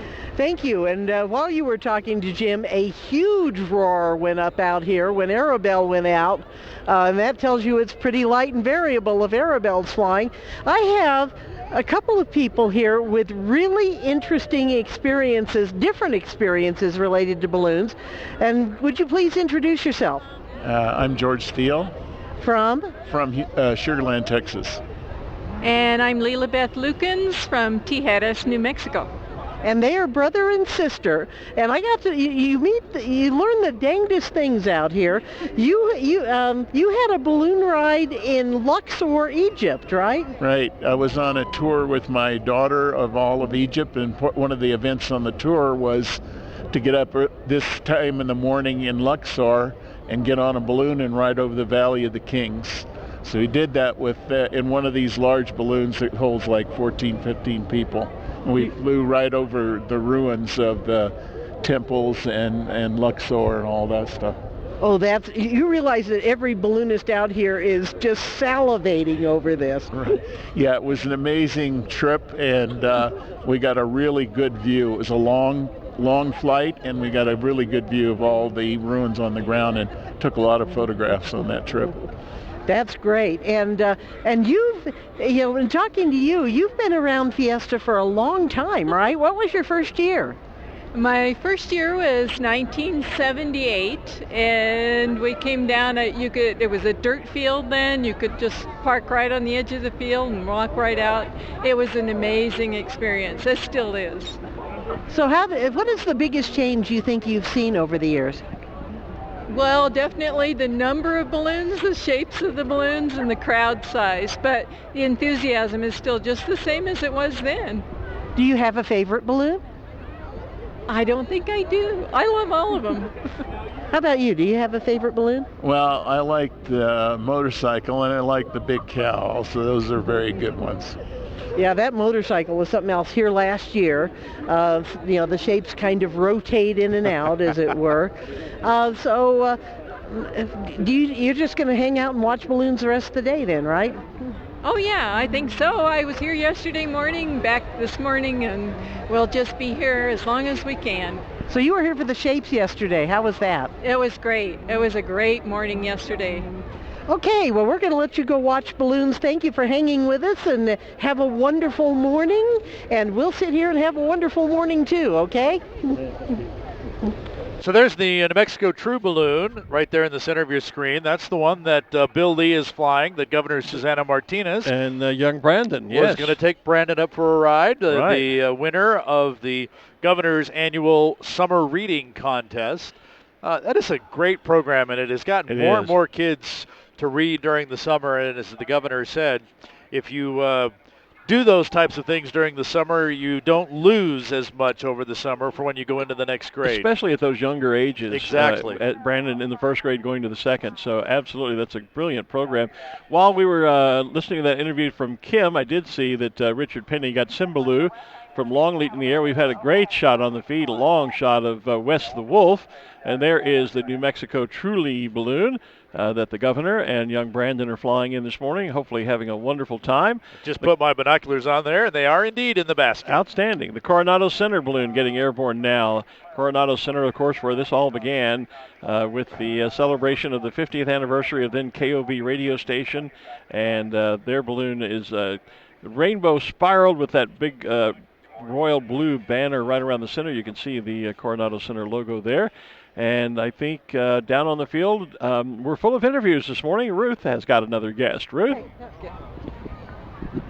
Yeah, you caught us unaware over here. Oh, sorry. That's all right. I'm here with Billa Muhammad, and Billa is one of our Balloon Fiesta field crew. He's been working for, what did you say, the last 30 days, and tell us what you have been doing. We've been working about 37 days in a row at this point. Haven't had a day off. We pretty much did all of the setup besides the tents. We were here before the tents were set up, and it's all here for you guys. The lights, the fences, the electricity, generators everywhere, the heaters here. All of this is our, department. And you were talking about the field markers. Are you the guys who put out those H1, H2 little markers? We're the ones who put out all the field markers. I was actually the one who put them in their lines, in their final spots before we hammered them in. So that's great. And once Balloon Fiesta starts, then how does your job shift around? When the Balloon Fiesta starts, luckily this year, we had everything set up pretty good, so we weren't scrambling at the last second. The day before the Balloon Fiesta was pretty relaxed for our department. We had everything set up, and it was great. So we have just been going around, fixing any problems that happen, or if anyone needs help. Well, that's terrific. You guys have done a magnificent job. We so appreciate what you've done behind the scenes to make Balloon Fiesta run as smoothly as it does. Thank you, and back upstairs to you guys. Thanks, Ruth. And as we look across the field, we had a shot just a moment ago where I could just see a little corner of the Hunter Boot, which is a new special shape here this year. And well, the wind patterns are changing here. They are. We had everything every direction not too long ago. It now seems to be settling in to kind of go to the west right at the surface and to the northwest about 100 feet off the ground, which means Corrales, Rio Rancho, and those of you near the river, we're coming your way. Yeah, it means splash and dash in the river day again. You betcha. Sure. A lot of balloons we can see headed out in that direction. I was going to say the shot we had, there's the boot. There's the boot. At least just the top part of it. It's a Hunter original. Hunter creates an entire line of outdoor clothing. They are I didn't know this until last night, they are a product of Scotland. And the Hunter boot is a brand new special shape making its debut here. They did a photo op flight early, just a day or two prior to Fiesta up in Santa Fe, and have seen the balloon is flown internationally. We saw it over at the Sky Safari in Longleat in the UK. It's flown at some other international events. And so glad to have them here in Albuquerque. Another new balloon here with us this year. Another new special shape is right in front of us, and that is the Emoji balloon from Lindstrand Technologies over in the UK. That is Lee Hooper, who is flying that. Airborne. Just a couple of balloons over, Humpty's Emoji, getting airborne. Moment ago, I saw the Cannon balloon, the Phillips 66 balloon, and the Pinion Coffee balloon. All three big and important sponsors here at Balloon Fiesta. Yep, there's the emoji. And this is the first of what will be, I understand, a fleet of emoji balloons. There are a couple of that I hope they don't build. I don't think they're going to build them all. There's a little brown squatty one we're hoping that they don't build, actually. That one's already got some popularity in a lot of other commercials and advertisements. And boy, that emoji really did take off. Yeah, literally. But and the shot we had where I saw the boot originally, I was going to say was, and I can see them now, was Dale Wong and Jeff Bennett side by side. And what was originally Dale's, both Dale's balloon, I think Jeff owns the round balloon now, and Dale has the racer, but they're identical with kind of a deep green with broad bands of pink, purple, yellow, blues, grays, or that might be light blue actually around the equator. There you see one of them in the left-hand side of the shot, and there's the Hunter boot back there in the background. The round one's still called Baby Bear, the round which is baby, what Dale called it before, I believe. Right, Baby Bear, and then the racer he calls, it's got a space type name to it, like a Ursa Minor. Ursa Minor, yeah. Which is like little bear as well. Yeah, but it's also there's a star, I think, that yes, there's Ursa Minor, Ursa Major. So that's why I was thinking it had a name I related to space. I just couldn't bring it to. Actually, Dale says that Ursa Minor is his fourth bear balloon. He was kind of calling them Bear 1, 2, and 3. He thought that would be a better name, Ursa Minor, than just Bear 3. Well, back in the day when I got my first balloon and it was named Yellow Rose, I had a whole color scheme involved, and I was going to, on my next balloon, I was going to alternate the colors just slightly and call it Desert Rose, and then alternate them on the third one, it would be the Red Rose. And obviously that never happened, but I couldn't afford that many balloons. But it was a great theory. I had a system in place. You had a plan. I just didn't have the bank finances in place. There you go. So banner 335, that would be Lindy that we're seeing get airborne on our video walls and on our feed. Scott Wojcik.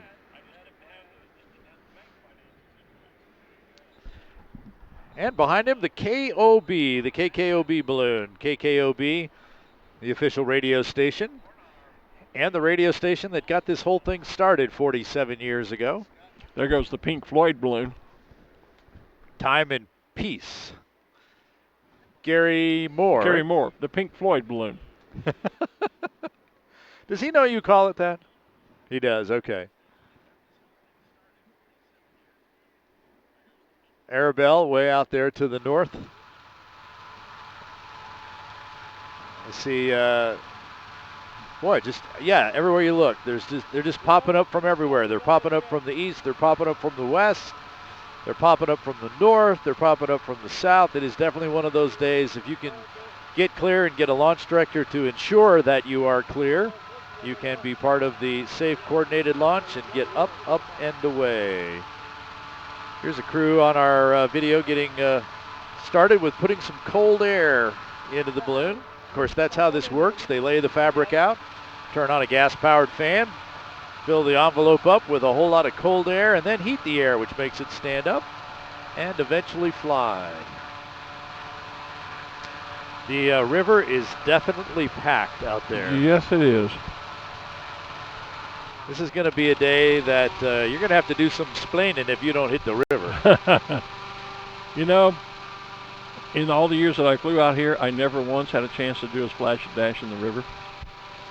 I think I've only got there once, but I didn't fly Fiesta that many years. Well, I didn't either. Before I moved on to other things out here. Well, and most of my years, even when I was flying here, I was also announcing. When I first started this back in 1990, Tom Rutherford and I split duties. Tom was with one of the local TV stations, and so I did the weekends, Saturday and Sunday announcing, while Tom was down doing TV work, and then Tom took over and did the Monday through Friday announcing, and I went out and flew my balloon. Well, those days were competition days, and so I would fly in the competition, and as a result, just really never got a chance to go out and do a splash and dash in the river. And then eventually they paired Because we didn't put targets in the river. No, we didn't put targets in the river. And eventually they paired Tommy and I together, and so we both we partnered up as you and I are, and we both worked at the same time together. While originally we worked separately from each other, but my flying was limited pretty much to the Monday through Friday competition days. Robert Spathers checking in on Facebook, and Robert, good to see you again there today. And you are correct. The moon is gone from Arabelle. It has actually been gone for many, many years. In fact, I think they only flew the moon below Arabelle the cow 1 or 2 years. It's bad enough that the feet hang lower than the basket, but when that moon was hanging below, there's one more thing that you had to do, pull that moon up and so that you could actually land the balloon. And like I said, it's bad enough that, or difficult enough to fly that balloon with the legs falling that far down before when you have to land the balloon as well. And there's the inside of Pico, the balloon, one of our special shapes. And you can see the different small holes in there that feed those appendages. We talked about that the other day. Most of the special shapes are still built around a regular, normal-shaped balloon, and they have those extra appendages, and they just kind of let some of the air fill into those appendages to fill them out and create that special shape. We have a special guest on the tower with us this morning, and I want to introduce you to Cameron Wallace out of Longview, Texas. Yeah, good to see you, Glenn. Good to see you, sir. And you've just come back from flying some exciting junior competition. Tell us about that. Yeah, I did. I was in Włocławek, Poland about 3 weeks ago, flying in the Junior World Hot Air Balloon Championships, representing the United States of America. Now, how did you get involved in doing that? You know, I got involved in competition kind of through Albuquerque, seeing competition on the field every year. And when I became a pilot, it just seemed really natural that competition was what I wanted to do. Now, Junior World, well, first of all, I don't want to embarrass you, but how old are you? I'm 20. Okay. And Junior Worlds is for younger pilots. What's the age group on that? It is, the hard cutoff is 30. 30? Yes. Okay. But most of the pilots are actually younger than that are competing, aren't they? Yeah, absolutely. I'd say the general age is probably 19 to 26, 28.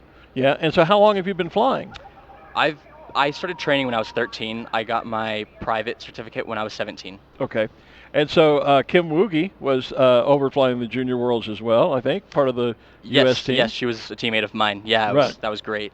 What was it like to fly, and especially being a kid from Texas, and to fly an international competition like that in a place as far away as Poland? Yeah, well, I'm actually from Albuquerque. I go to school in Longview, Texas. But, you know, Poland was just an incredible experience. I haven't done much flying like it, especially growing up in Albuquerque, flying in Albuquerque most of the time. You don't see the farmland that you do out in Poland, so it was just an incredible experience, and grass landings almost every time. And what about interacting with all of the international pilots and crew that you got to meet there? That had to be fun. Yeah, the camaraderie is just amazing. It seems like we're all pretty much friends over there, even though we're competing against each other in the mornings and the afternoons. In between those times, we're best friends. Now, being from Albuquerque, did you get a lot of questions about Balloon Fiesta and what this event's all about? People saying, hey, how do I get in? Everyone there, as soon as I say Albuquerque, their eyes light up, and they either have been or that's next on their bucket list. Yeah. So what's next on your bucket list? Are you flying in Fiesta this year? I'm not. I missed too much school for the Junior World Championships to commit to a week of flying here. Okay, but you still managed to get out here somehow. Oh, I couldn't miss it. I could not miss it. So what's next on your bucket list then? I'm actually going to do my gas training and my commercial training here in the near future. Oh, wow. Outstanding. Yeah. Well, thanks for coming up and seeing us, and thanks for representing the U.S. in the Juniors Championship. Yeah, thank you, Glenn. And we'll see you, I guess, at the Great Texas Balloon Race probably. Will you be hanging out there? Absolutely. All right. Very good. Have a great time. Thank you very much. Thanks, Cameron. Thank you. Have a good day. Thanks, Cameron. So while you were chatting with Cameron, I saw the Hunter boot get in the air up there with the little dog as well. And I saw a familiar balloon that I've been associated with over the years. Sundagger is up there. Blair Kaufman flying that balloon. And it appears with using my binoculars that he actually took his wife, Ann Piper, up there as well. So that she doesn't usually get in the balloon. But it was great to see them up there. There goes the KOB balloon. Ron Curry flying the KOB balloon. Ron's flown that KOB balloon, in fact, the previous version of it as well. He has flown the KOB balloon probably as long as we've had a KOB balloon. You know, and it's great to see a young man like Cameron. He's at 20 years old, already flying in international competition. And I know Kim Woogie, Scott's daughter, was over there flying as well. And Kim is actually doing an awful lot of work. Has just helped to found the Aeronauts, the group of 18 to 30-year-olds for the BFA. And it's great to see young folks like that getting involved in the sport that so many of us have enjoyed for some of us for decades now. And to think, I can't imagine it, having been 20 years old, being able to take my balloon and fly it somewhere in a country like Poland, as far away as Poland, and meeting people like that, and meeting balloonists from all around the world. So it's exciting to see that pilots that age are getting to get involved in that kind of competition and having a junior world's championship just for them. That is great. So there's a shot of them standing Pico up in a moment ago. Pigs are flying this morning now. When pigs fly, Doug Gant and Hamlet in our pink pig. We'll watch Pico stand up. Yeah, and I was just saying, Hamlet is just crossing in front of the In the Buff crew, the Plains Capital Bank balloon, royal blue with the two buffalo head or bison or tatanka on either side, and Barry Ballinger is the pilot there. The crew wears those shirts that say "We fly in the Buff," and I guess actually they don't fly in the Buff, or they wouldn't be wearing T-shirts that say "We fly in the Buff." But maybe when they get in the balloon, they're in the Buff. I don't know. Don't want to know. Too much information. There you go. But it's a great fun time, as ballooning is, with a big family. As we've talked about, like a big reunion here every year. Yeah. Obviously has worldwide appeal, as Cameron just told us about. When you mentioned Albuquerque at the Junior Worlds in Poland, everybody wants to know more. There was the jack-o'-lantern. As we kind of pan across those balloons that are standing up and just waiting for a launch director to give them the clearance to get in the sky. There's the In the Buff. There it comes. Coming into view on the live feed. The I Plains see the Capital Admiral Bank Nelson balloon. just kind of behind Admiral there, Nelson, purple with the white Yeah, the logo. Admiral Nelson rum, and that little bitty thing, that little nipple-looking thing that you see sticking up back there was actually the mouthpiece to the Saxon balloon, and that is the saxophone. It's a really unusual, actually just kind of weird, frankly, special shape. But that was what would be the mouthpiece of the saxophone that we saw sticking up just there. And we're seeing the little dog on our picture. The little dog, yeah, there's the little dog. That's John Kugler in the green and yellow balloon is popping that John? up underneath. I recognize the flames from the at the bottom of his balloon. And He's Barry Ballinger, eclipse the little dog. He is, yeah. And then there's a bigger balloon, a balloon closer into our shot that's going to eclipse everything here in just a moment. And the In the Buff team is now getting airborne, Barry Ballinger. There goes the Civil Air Patrol balloon. Had a conversation with the pilot about his one day in competition. We've talked about, the rules of aviation is aviate, aviate, aviate. In other words, fly the balloon, fly the balloon, fly the balloon. And I think his other pilot may have grounded him because Jessica's flying the balloon this morning, not Will. Not Will, okay. Because Will had one of those moments that we've all had where he forgot to fly the balloon. Got a little target fixation and forgot to fly the balloon, and bounced and came down and had ground contact in the scoring area. And his cadet had a great throw on the target, but with hitting the ground, the penalty points just wiped it out. Yeah, but you live and learn. You live and learn. That's it. Ruth Lind has another guest down on the field. Let's go down to Ruth.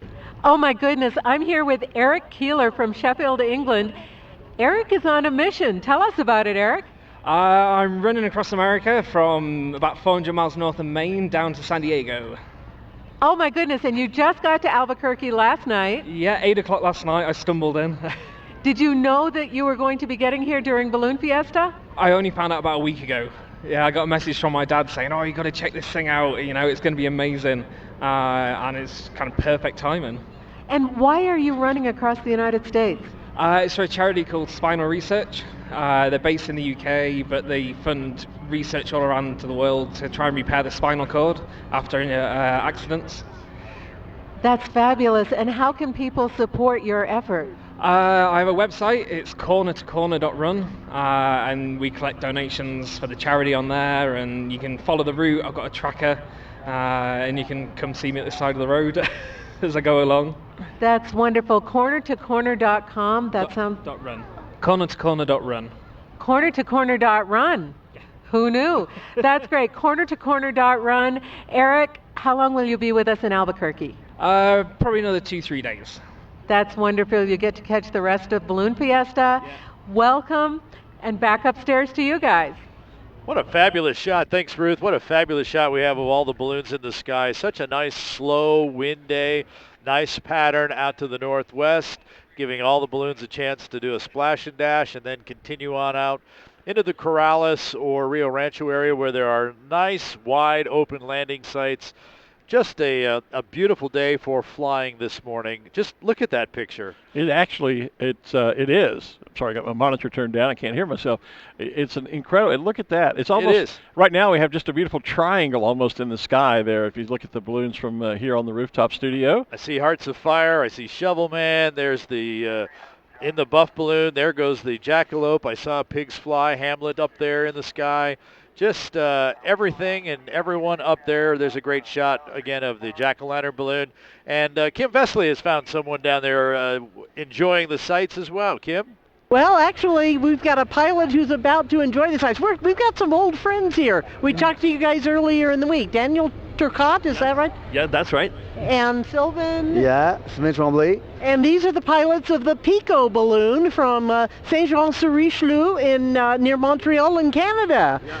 And we talked to you, I think, Sunday or Monday of this week. You're just getting started with your weeks. So how has your week gone? We had a great time here. All the week we flew when we had the flu, and we did Glow last night, and it was perfect. A lot of crowd, good people. We ran out of cards. We give all the cards we had. Kids have been walking up and asking for cards, and we don't have any. So where have you been flying to? Where have you landed around here? Several times at Rio Rancho, and we will land about half a mile in the south of the city. It's nice. It's very nice, and I want to thank every people on the site to be here with us. It's time. Thank you. En français, merci beaucoup à tout le monde. And we're going to come back next year. So Pico is 20 years old, and he's still in shape. So we're going to have fun next year with us. This is a great looking balloon. It's an Aerostar, which is something I know and love. So talk just a little bit about your rally in Canada. It's a pretty big rally, isn't it? Yes, we have 125 balloons. It's the biggest in Canada, and we invite a lot of American pilots to come in our festival. All around the world, France, Holland, British, everybody's want to come. And it's in August, right, usually? Yeah, 11 to 19. We are running this festival 9 days. In the morning, in the afternoon, 2 flights per day. And I've heard it's a wonderful rally from people that have flown there. We're so glad to have you back. How many years at Fiesta now? 15 years. Pico's coming in here. Sylvain, 5 times? 5 times. I'm coming 5 times. That's 5 years in a row. And me, it's going to be 5 too. So we have 3 pilots. The other ones stay in Canada. Well, you probably want to go fly away, so we probably ought to let you go. And you've got a great track. The wind has turned around pretty completely since Dawn Patrol. So it looks to me like you might be headed back for Rio Rancho. You can go land in front of my house. Right. Yeah. Tell me your address. We're going there. We'll see what we can do. Well, have a wonderful flight, guys, and have a safe trip back to Canada, okay? Thank you very much. Again. It's been a pleasure. Thanks, Kim, and the team from Pico. Okay, they had to... Just had a great shot of Van Gogh, and now we have a great shot of that saxophone balloon, or the Saxon balloon, with the teeth and the mouth coming out of the bell of the saxophone and the music notes around the bottom. Sorry, turned my mic on out of the bill of the horn, and just in front of that is my good friend Pat Harwell in that royal blue balloon, just about to be eclipsed now, that has the gold, green, and purple Mardi Gras spiral. Pat here out of sight Keithville, Louisiana. And he and I live on the same little private airport on Bluebird Hill Airport together. Do you guys have a couple of cans and string to talk to each other that goes down the airport runway? Actually, we do. Yeah, we all have our own little golf carts that we run around the airport on. And what's really great about it, I don't fly anymore, but when I did, Pat still flies. He runs a small ride business there, and several of the local pilots. And it was great fun to be able to just, on a day to go fly, I literally could just walk out my back door and inflate my balloon and fly away. And interestingly enough, when the U.S. National Championship was just held in Shreveport earlier this summer, the first 2 days, the number one target was on our runway, on our little private airport. And so as the editor of Ballooning Magazine, I could just go out and sit on my deck and take photographs and cover the story. You don't often get to cover any kind of news event like that. That was really pretty cool. So we enjoy living on Little Bluebird Hill Airport, 5F5 on your FAA charts if you're curious. You were chatting about just kind of rolling out of bed a couple of mornings, literally, without even going to the deck. You could see it out the window. Absolutely, I could. In fact, the first year that we had nationals there, it never occurred to me they'd put a target at our airport, and I was sound asleep. I didn't go to pilot briefing that morning. I was sound asleep. At about 6 a.m., there's this banging on my door, and I'm going, because we're kind of out in the country just a little bit out of Shreveport. Who in the world's banging on my door? And I didn't get up and answer the door. I thought, I'm not getting up. It's 6 in the morning. A few minutes later, my phone goes ding, and it was a text from Nick Donner saying, Glen, can we launch from your airport? And I said, yes, Nick, just tell everybody not to knock on the door. Don't wake me up. Don't wake me up anymore, but have a good flight. There you go. What a fabulous morning we are having this morning here at the Albuquerque International Balloon Fiesta. I just took a panoramic shot from the rooftop studio here with my iPhone and posted that up to my Twitter feed. There's Van Gogh in the background, and in the front ground, the owl.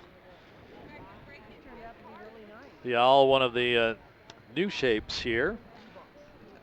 Actually have two. We saw Albert Einstein last night at our Glowdeo, and this is just called the Owl Balloon. Jeff Lawton from the United Kingdom. That bright red balloon up over the center of the field is the New Mexico Pinion Coffee Balloon, and a lot of people have been enjoying New Mexico Pinion Coffee, and a number of people online have been commenting about it as well. There goes the purple Admiral Nelson balloon. That is Admiral Nelson's premium spiced rum. And right behind it, Bill the Vampire. And actually, some Pinion coffee with a little bit of spiced rum might go well in a morning like this. Hey, there's this new balloon. There's Bill the Vampire. We just saw a shot of the new printed balloon, Fractals. It's called... Oh, yeah. Let me get the name right. Infinitude. There it is. It's a combination of the infinite gratitude is where that becomes a contraction to Infinitude. Jonathan Wolf has been working for a number of years with the ability to print fractals on fabric that you could then make into a balloon. He originally did a number of tie-dye patterns, but now he is heavily involved in the Fractal Foundation. I think it's fractalfoundation.org. You can read a whole lot more about that balloon and fractals there. It's a mathematical formula that gives you a repeating pattern that no matter how far away or how close you are, you see the same pattern. And that balloon was constructed by Kubitschek Balloons. I had a chance to stop by just yesterday on the field and chat for a while with Peter Kubitschek. There you go. Who is here from the Czech Republic, and they have a booth here on the field, a marquee that looks like the doors are closed on it at the moment, probably because they're flying, but it'll be open later. And you can drop by and chat with Kubitschek Balloons about how they printed that balloon. And that's not the first printed balloon. We also have the globe, the blue marble balloon that I call it, that Doug and Patty Grimes originally brought to us. And it was the same thing. They took public images from NASA that were taken by Apollo astronauts and Space Shuttle astronauts of the Earth, and they printed those individual images on white balloon fabric and then pieced them together like a giant jigsaw puzzle and sewed it together to create the perfect replica of the Earth as seen from space, the big blue marble. Technology continues to improve and make the different designs and different options in balloon fabric and colors and shapes and all that stuff. It does. There is Johnny Petrin getting airborne now in Canon's red, white, and blue balloon. Canon, of course, our presenting sponsor. If you're posting photographs, pictures you're taking, on social media, remember you can use the hashtag Canon in the Clouds so that everyone can enjoy them, and particularly the Canon folks can find them. And if you're shooting with a Canon camera, then you can also use the hashtag Team Canon. And they generally will pick out images that are posted on social media and contact the photographer and get their permission, and then they will use them as like a photo of the day or a photo of the week. Canon ran a contest not long ago, and I was fortunate enough. I posted one of my pictures with a hashtag, and next thing I knew, I got a message from them saying, we really like that picture, we'd like to use it.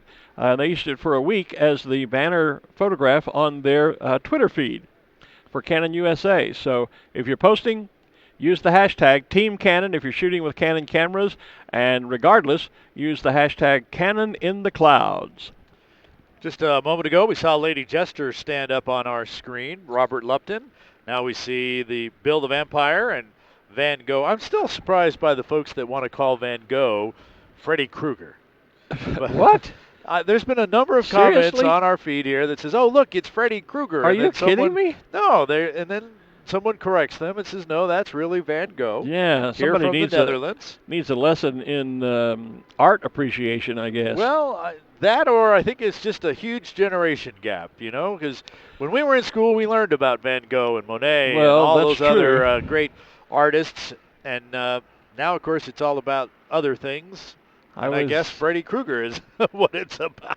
When I was in my first trip over to Scotland, I was at the Kelvin Grove Art Museum and Gallery, and actually got to have my photo taken with an original Van Gogh. So, yeah, Freddy Krueger, good grief. Where's that coming from? I was just trying to get around into my back into my shapes spotter, because I see, and before I can, there he is, I found him. There, the Bulldog. Yeah, that is Buster the Bulldog Opaw, O-P-A-W. And the pilot. As we zoom in on the picture, you'll see that the registration number is exactly that. Is G Opaw. And the pilot is Paul Burrows, and he is here from Bristol in the United Kingdom. Bristol, of course, the home of Cameron balloons. There's Darth Vader, and right above Darth Vader, the flip-flop balloon walking on air. That's Diane Carlson from just outside of Plano, Texas. And the Plano Pin Company. Yes. Who's the official pin supplier to Fiesta and created the official announcer pins and our Balloon Fiesta Live logo. Pins. Yep. There's Paul Petrin in the Phillips 66 balloon, also out in that general area of the sky, just a little below, down and to the left of the Darth Vader balloon. And the red and orange yellow balloon that's kind of in front of Darth Vader on our screen here. The Kachina balloon, which says New Mexico right there. It's also from Gallup. It says right on there that it's New Mexico, but it is Malcolm White from Ireland that's flying it. Oh, okay. And there, we just zoomed past, as we zoomed in tight on the Kachina balloon, we saw the Blue Chair Bay balloon. Blue Chair Bay Rum, of course, sponsor of the Kenny Chesney Tour, Glow Kehoe. And as we pull back out on the camera, there you see the Blue Chair Bay Rum balloon. Glow Kehoe on board as the pilot. Just to its side, is that one of the bears, I think, going flying? Either Ray Bear or Dave Bear. Ray or Dave. Let me put my binoculars on. Yeah, they have identical look-alike balloons. And a little further around to the left on the field there, in the middle of the field right now, kind of standing all alone, is Robert Wilbanks. Professor Wilbanks in his flower garden balloon here from Georgia. Beautiful balloon that has the green grass on the bottom and then those bright red tulips against that white picket fence all around the center of the balloon. There you see it in the shot on the live screen just down in the lower right. Now we saw Purple Haze fly out earlier, and this is a blue balloon that has almost the identical pattern as Purple Haze, I think.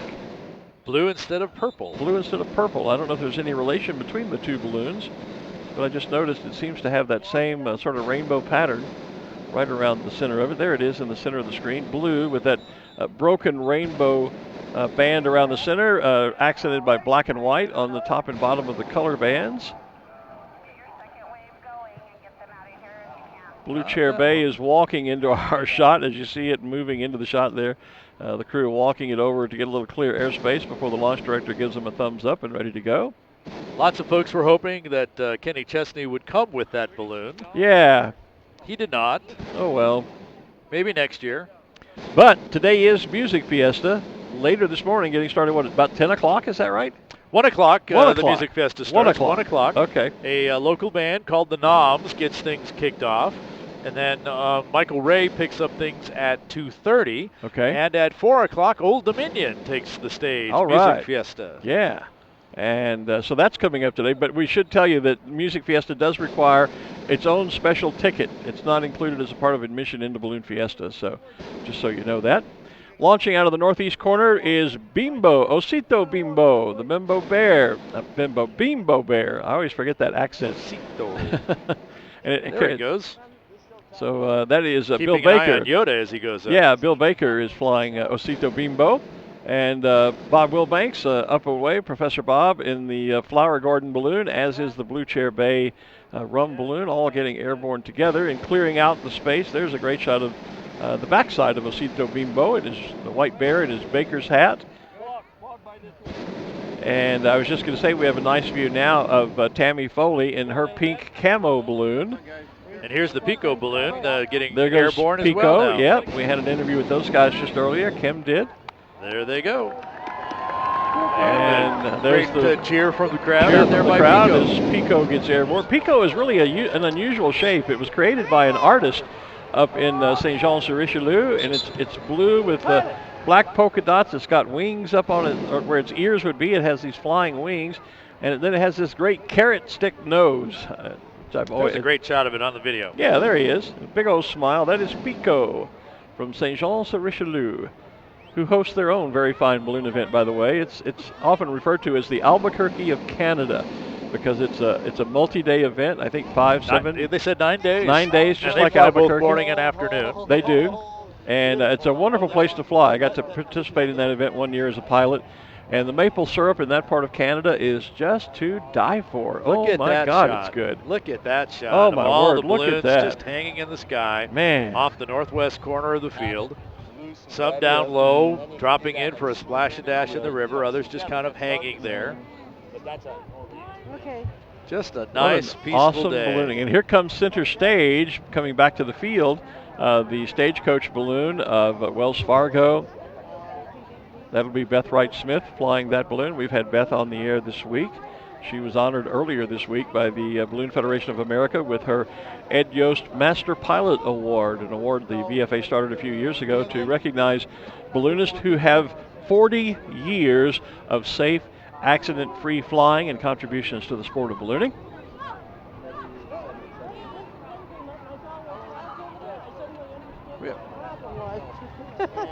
Yeah.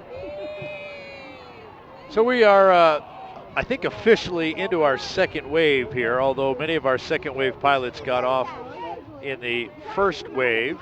We have a number of folks that are still standing up their balloon. Just a moment ago, I saw the Seasons balloon taking off above the center stage that we were just talking about. We heard from the original owner and creator of that balloon. It's purple balloon with the jack-o'-lantern, the daisy, the snowman, and the sun around the sides. Started with this regular shaped balloon with all of the different icons on it and turned into a different special shape for each of those balloons. All those special shapes have been here at different times. And there's a shot of the balloon there. We're seeing the sun and the daisy just kind of going out of view behind the other balloon. And as center stage stands up, there is Lily, the bee balloon, going over the top, or right behind, I should say, center stage. Lily, the mama bee, flying here this morning. You can tell it's mama because of the red booties and the red antenna, or the antennae at the top. Had all 3 bees up yesterday morning for our rodeo, and they stood up last night at our Glowdeo. Of course, you can always go back to YouTube or to Facebook, Albuquerque International Balloon Fiesta. We have a Facebook page, and of course we have a YouTube channel. All of our Balloon Fiesta live shows are archived there. You can go back and watch those at any time. Actually, the shows from 2017, from last year, are there as well. And a very easy, quick way to do that, if you can't remember any of that, just go to balloonfiesta.com, click on the live stream button in the upper right. Not only that's where you'll see the live stream, but you'll see all of the archives of this year's show as well. So there's the Bulldog at the bottom, Master Yoda dead center in the screen, the Infitude, the fractal balloon, in the upper left part of our screen, as we just kind of look out among the sea of balloons this morning. Some clouds in the sky, which is going to keep it just a little bit cooler. Some of the colors may not be as brilliant as they would be with a blue sky, but it's making for just absolute fabulous flying conditions for our pilots this morning on this Saturday morning Mass Ascension Day. We have completed our competition. We'll be handing out awards later this afternoon. And then we have a balloon glow scheduled tonight and a farewell Mass Ascension tomorrow morning. And that's one of our frog balloons. That's not Kermie. That is, I believe it's Hyla. We'll check that while we talk to Kim Vesley down on the field. Kim?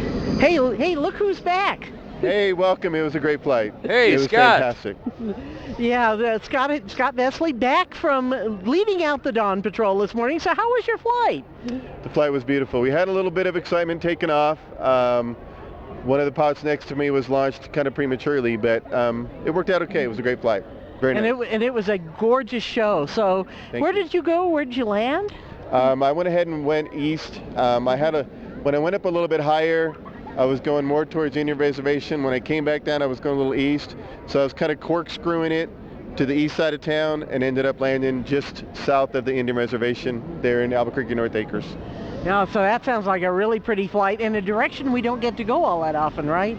No, and surprisingly, we actually did the same thing last week, and I actually crossed over the same neighborhood I landed at last week, but they didn't have any coffee or bacon out this week, so that was bad. Oh, so, no. Just want to know, everybody, coffee and bacon is good. So the wind has turned around since then. Okay, you've been flying. How many flights have you done this week? I think we managed to do 7, and then we did special shape glow last night, and so it's been quite a wonderful week. So you glowed Annie the Ladybug, right? Yes, correct. We did that last night for Family Care Foundation out of Amarillo, and it was really nice. I wish we had about 20 more people to pack it up, though, because that was not fun. I was going to say, what was it like? Because I think it's the first time you've ever done a shape, right? Or glowed a shape. It's the first time I've ever glowed a shape here, but I've done Annie all across Texas, and so having like 20 people would be helpful. So we only had like 10, so we needed more, but it was okay. And doing it for the first time in the dark, for people who don't know how to do it, was a little bit more challenging. So it is every bit of that. Yeah, no doubt. So you have the Twilight Twinkle glow tonight, then? Yes, that is correct. Yes, I don't know if I'm going to do that tonight. We'll just kind of see how the afternoon goes. And then tomorrow morning, Dawn Patrol show. Yep, we have a Dawn Patrol show tomorrow morning, and then we'll drive home to Texas. So how long have you been doing the Dawn Patrol show? I've been doing it for 24 years. You're not that old. That's great. Yeah, that's no. Because if you're that old, I'm that old. Yes. She's 112. Whoa! Okay, well, we're going to let you go get some breakfast. Okay, yes, it sounds like you need some bacon. Yes, I need some bacon. Yes. Thank you. Okay. You have our permission to slap him now, Kim. Yes. Hey, Scott Vesley also flew our balloon cam this morning. We've got some great views of the city from the balloon. And we appreciate Scott doing that for us this morning. Maybe we'll talk him into doing it again tomorrow morning for us. Let's hope so. Yeah, one final time. And there's Princess Nellie. You promised that we would see her earlier this morning. The third in a line of Nellie elephants. The first was Nellie. Then we had Nellie B. And now we have Princess Nellie with the tiara. And just behind Nellie, launching, you could just see the little bit of movement on the left corner of the screen there for a moment, is the Fiesta International de Globos Balloon Festival event. Silver with the orange and green accents, and that event, that balloon represents a wonderful event down in Leon, Mexico, that was originally put together and still organized, I believe, by Phil Bryant out of Houston, Texas, with some great folks. That's it's become a hugely successful international event in its own right. They launched from a beautiful park right on the shore of a lake there in Leon, and the crowds are just like here. They are ginormous, to use Kim Vesley's word. And it's a great fun event to attend. Nick Donner now using his turning vents to spin his balloon round and round as he goes airborne right next to Nellie. Princess Nellie, the orange balloon with that black, white, silver, and orange diamond. Nick is there you see him on the feed. Nick is a 5-time U.S. national. And a turning vent spin. He's a busy young man in that balloon. Nick is a 5-time U.S. national champion and also a past world champion. Nick and Joe Hartzell, by the way, are both tied at the moment with 5 national champions. The all-time record is held by Bruce Comstock, who's retired from flying, and I believe he had 6. And so every new record every year at the Nationals, it's always kind of a speculation. Well, who's going to be the first to tie Bruce with 6 titles? And it's been a few years now since either Joe or Nick won the title, and so they are both tied with 5. And every year there's kind of a little bit of an informal betting pool on which one is going to be the first to get that 6th title and tie Bruce. That is the RNS. Motorsports, I think they call it now, the RNS Motorsports balloon getting airborne. The yellow one with the yellow with the pink and teal and the pink zigzag. Yeah, I call it lattice work on the side. It kind of reminds me of that. Right below that, the preventive pest control balloon. Itsy bitsy, because of the big old, not so itsy bitsy spider on the side. Nice old Black Widow there. Don Moyer flying the preventive pest control itsy bitsy.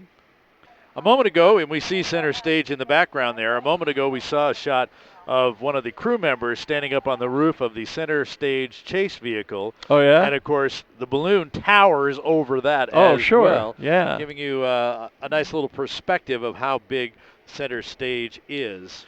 And inflating, I see cold inflating now just in front of our rooftop studio. I see Cynthia Seal. Oh, yeah. Haven't seen her yet this morning, but she's getting there inflated she now. Is.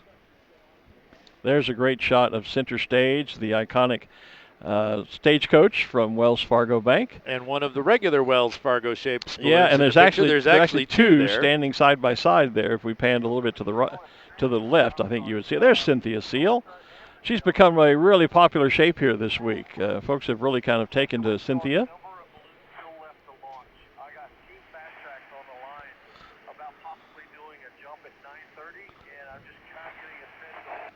And there goes one of the round balloons of Wells Fargo, one of their standard-shaped balloons. And I'm hearing conversation on the officials' radio about communication with Team Fast Tracks, maybe staging a jump this morning. Well, they're scheduled to jump for us, and I think they kind of had it scheduled at 10 o'clock. But it's only 8:30 now, so they're talking about moving that jump up to maybe 9:30. And so, yes, checking on the number of balloons on the field. And how many might fly out of here? I don't think it will take an hour to clear these balloons out. I'd think maybe move it up to about 9 o'clock. Well, they're going to. That's the conversation here. Maybe even 8:45. Oh, heck! Just let them jump now. What the heck? I'm not sure that they're in the air yet, so haven't heard them on the aircraft radio yet. But that'll be cool if we can get them up and in this morning as well. And I think Ruth says she's got another guest downstairs, so let's go down to Ruth. Good morning, Glenn. Good morning, Art. I'm here with Dick Butterfield. Dick and I go back a long way to when I was flying gas balloons out of Albuquerque, and Dick was one of our officials for the gas race. Back in the day, we could fly both helium and hydrogen, well, one or the other. And there was some difference in the perceived lifting capacity that Dick invented a way to deal with. Tell us about that. When they decided that the hydrogen balloons had a slight advantage, they determined the amount of weight that those balloons ought to carry as a penalty, like a jockey in a horse race. So I was assigned to make what were called pigs. They were 30-pound sandbags that had to be set up so that they couldn't use it and refill the sand somewhere else. And so part of that was canvas bags, plastic shopping bags, sand, a signed card, and when we got the weight right at 30 pounds, I dug a hole in the middle of it and I poured in 2 tablespoons of RIT dye and then covered it back up. And they had to bring the pigs back when they came from wherever they landed, and I would open it and make sure that my dye was still in the pig. Well, that was great. So if they had used that bag as ballast and obtained some kind of competitive advantage in doing that, then what would you do and then refilled it somewhere else on their way home? Then how did you tell whether they had used it? Because when they brought it back, they gave it to me and I opened it up, and if I couldn't pour water in the top and it turned red, they would get penalized severely. Oh my goodness, did anyone get busted? Nope, they brought them all back. Even some of them brought them back on airliners as carry-on or luggage. Oh my goodness. Well, that just says a lot about the good character of gas balloon pilots at Albuquerque International Balloon Fiesta. Thank you, Dick. Thanks for joining us. It does, Ruth. And don't let Dick get away before you ask him about his world-famous alter ego. I think he knows who I'm talking about. Oh, I see by his face that he does. Bill. He is still alive in a gym bag in my closet. Shoes, clothes, and all. Back in '88, when I was assistant balloon meister for John Davis, our safety messages didn't seem to be getting across to the crowd. And so I devised a persona that I named Captain Stupid. Purple tights, multicolored shirt, pointy hat, bells, and a mask. And so I got dressed in that behind a tarp on the briefing tower and came out and announced that my name was Captain Stupid and I'm holding Ding Dong School.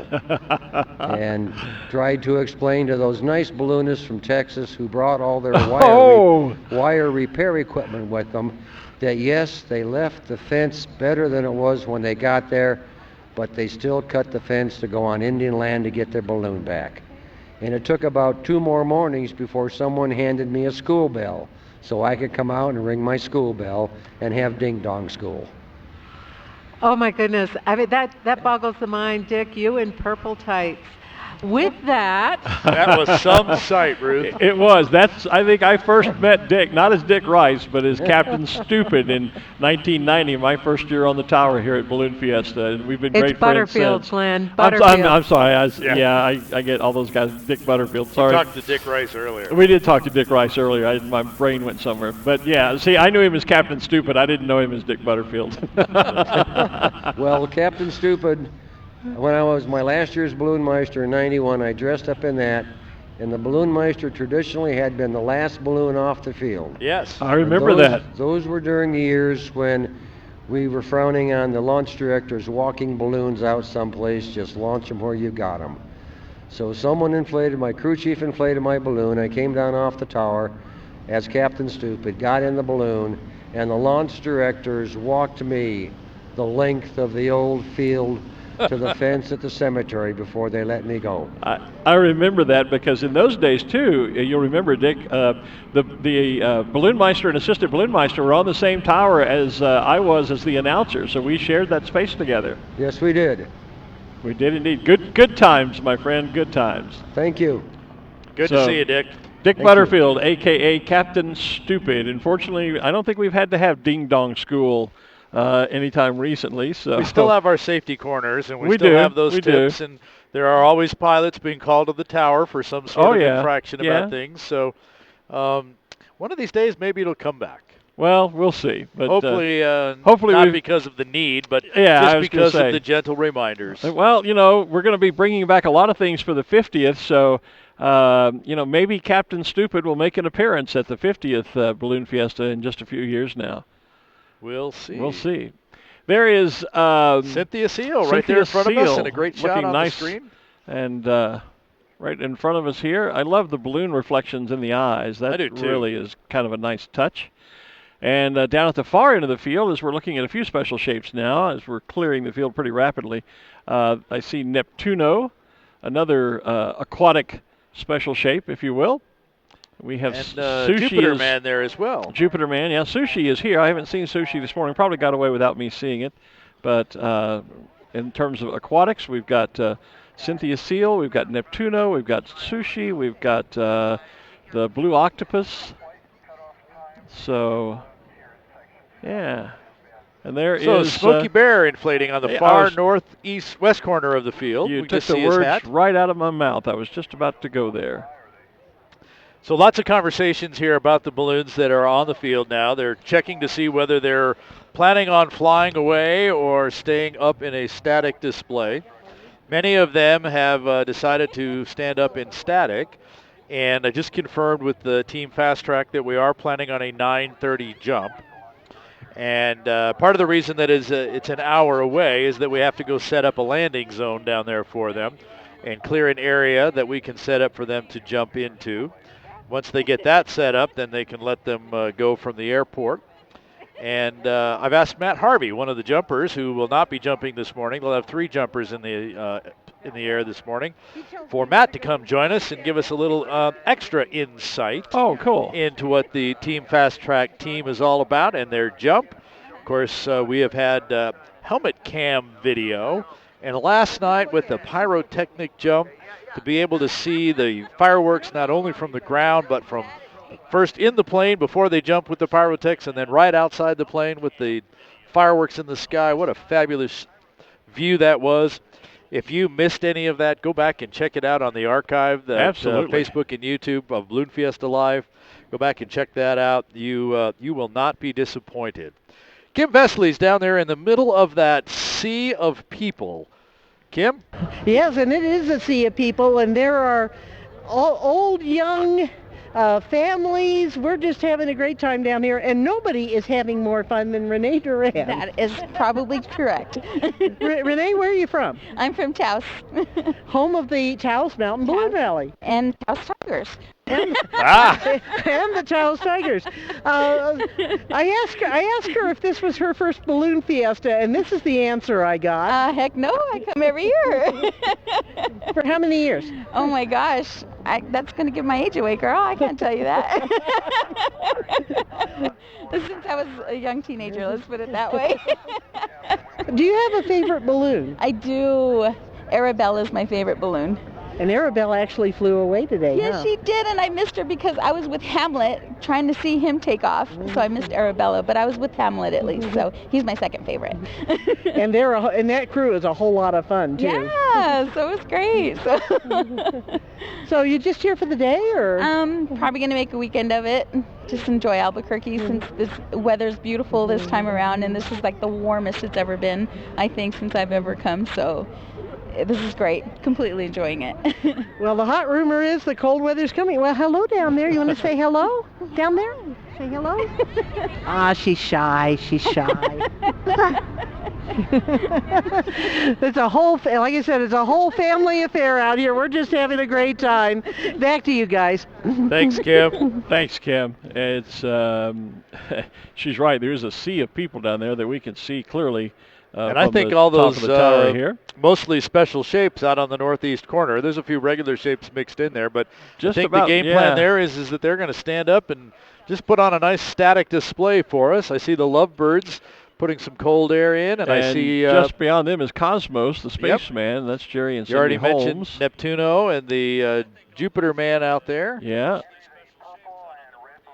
And let's see, I can't quite make out a couple of the other balloons that are down there, but we'll see them soon enough. Someone asking on our Facebook feed, how many balloons are there? What do we end up with, 550-ish? The number we're throwing out is 550. Yeah. I think it technically went to maybe 567. But, we get folks registered, and then life happens, and a couple of them don't make it. So we basically try and cap the field at about 550, overbook a few so that's what we have. And that's a safety issue. And the 550 does include the special shapes, right? Yes, it does. Yes, it does. So, Robert Smathers, that's actually not correct what you just posted. The 100 shapes are included in that count. You're right, Martha. There is absolutely nothing to compare this with. It is pretty amazing. Oh, Mark Ivinson is down there in Moriah. Thank you, Keith Berry, for pointing that out. You're right. I can see Moriah now, the black balloon that has kind of a sky blue band around the center, and you can see the Indian bear fetishes around it. The balloon called Moriah. You may remember the song from I think the late 50s, certainly the early 60s at best. They call the wind Moriah. One of my favorite songs. Mine too, from back in the day. One of our other new special shapes right behind the IMTS balloon, Pat Fogue and the IMTS balloon, but that is the PX Smart or PX Smart doll from Taiwan. Blue hat with the red jacket and the white body. The PX Smart doll. There is Patrick Fogue in the IMTS balloon, too. You can see it clearly. I just said that. Oh, you did? I'm sorry. I'm reading some of the comments on Facebook, so I wasn't paying attention. My bad. See how you are? I am that way sometimes. That's all right. I've done it to you, too. Next to Mark Ivinson in Mariah is his daughter Amanda in Stardust. Thank you for that, Lance Terry. And hope it's not still raining in Dallas. I got to drive through Dallas in a couple of days, so hoping the weather clears there. Just a comment from our friend Ina in the Netherlands. Says, in the Netherlands, we can only have 35 balloons at a time during an event. Wow. So we could never do Albuquerque or Balloon Fiesta in the Netherlands. That wouldn't work. There are many weekends here in Albuquerque. Well, we will have more balloons than that, just flying, flying off the, what we call the West Mesa, the west side of Albuquerque, where the spaces are a little bigger and wider open. Is that correct English? Wider open? Something more like wide? That. More wide or something. Richard, certainly more space. Richard Fromm just telling me that it's raining in Dallas until Wednesday. Richard, I didn't need to hear that. Thank you. Although, actually, we'll delay your trip back through there and you'll miss it. Well, I wish I could, but I've got a lot of work to get done on a little thing called Ballooning Magazine. But as I think about it, I might take my southern route home and go through, well, even if I go through Abilene, I still end up going through the DFW Metroplex. There's no way to get from here to Louisiana without going through Dallas, Fort Worth. Well, I guess you go through Canada. Well, yeah, you could go via Omaha, Nebraska, I guess. That might work. Keith Berry says they're calling for 6 to 8 inches. Wow.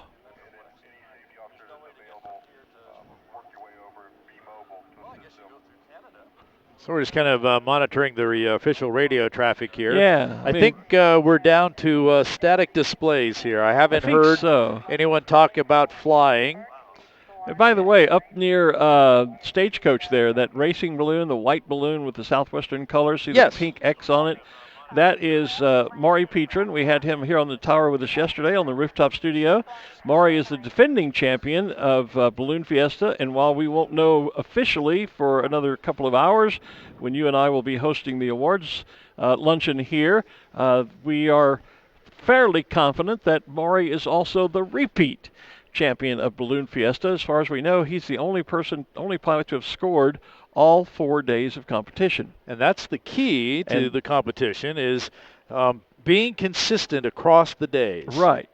So with the point range ranging from negative numbers up to the perfect score of 1,000. Right. If you can get any kind of score on 4 days, that's going to be a lot better than those folks that almost guarantees those that score only 2 or 3, even if they get the maximum scores. Yes, right. 2 or 3 days. And amazingly enough, Maury told us yesterday that he has really not flown that balloon in a year's time since last year. Since last year when he was here. And I just find that just unfathomable. I mean, to not fly at all for or not very much anyway, for a year, and then to come out here, and I mean, we've got world champions flying here. We've got multiple national champions. We've got some of the cream of the crop, and for Maury not to have flown for a year and to come out here and beat all of those people is pretty spectacular. You know as well as I do that when you take a little time off from flying, you get rusty. You get rusty. You lose your touch. Absolutely. Which is why one of the requirements for pilots of whether you're fixed wing or balloons is to be able to do 3 takeoffs and landings within a 90-day period to stay what we call current. Well, and be able to carry passengers. Yeah, that's part of that deal. We don't have a minimum hour. At least they didn't used to have a minimum hours requirement. I shouldn't say that because I haven't applied as a pilot in a number of years now. But I know there was always concern, though, at a lot of events want to know, how many hours did you fly last year? How many hours have you flown since a year ago? Right. At the time you're filling out the application, because I know in my last 2 or 3 years of flying, I didn't fly but 10 or 15 hours a year. I just wasn't flying very much. It's kind of how I knew that it was about time to retire from flying. And of course, as soon as we said that we're going to do static displays, they all start launching. 3 balloons launch on the field at one time here. But they are round balloons. They're not special shapes, so we were sort of right. But and yeah, I know I wasn't nearly as competent and capable a pilot when I flew 10 or 15 hours a year as when I was flying, 50, 60, 70, 100 hours a year. Exactly.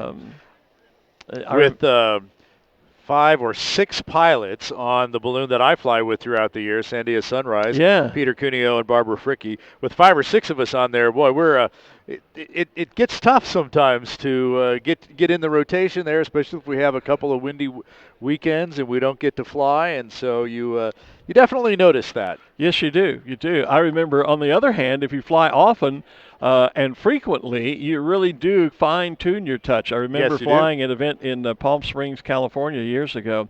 When I first was a pilot, I was still a relatively low-hour pilot, but this was, I think, a 5 or 6 day event, and we flew morning and afternoon every day. And boy, by the end of that event, I felt like I could park that balloon on a dime. I really felt in command of where I was. I was flying the balloon rather than it was flying me. And I could really that's tell. The way it's supposed to be. Exactly. You're supposed to fly it. And I could really tell the difference in my control and my ability to put the balloon into the winds that I wanted to, and to navigate to go where I wanted to go, rather than just getting on board and getting in the air and then letting the wind take me where it wanted. And it was all down to the frequency of flying every day, twice a day. You really began to get a feel for how the aircraft responded. We watched those last 3 regular-shaped balloons take off, one of them being Pat Fogue in IMTS. Yes. He's gone up about 500 feet, and now he's coming back over to the west. So that pattern out to the west and out to the northwest continues to hold.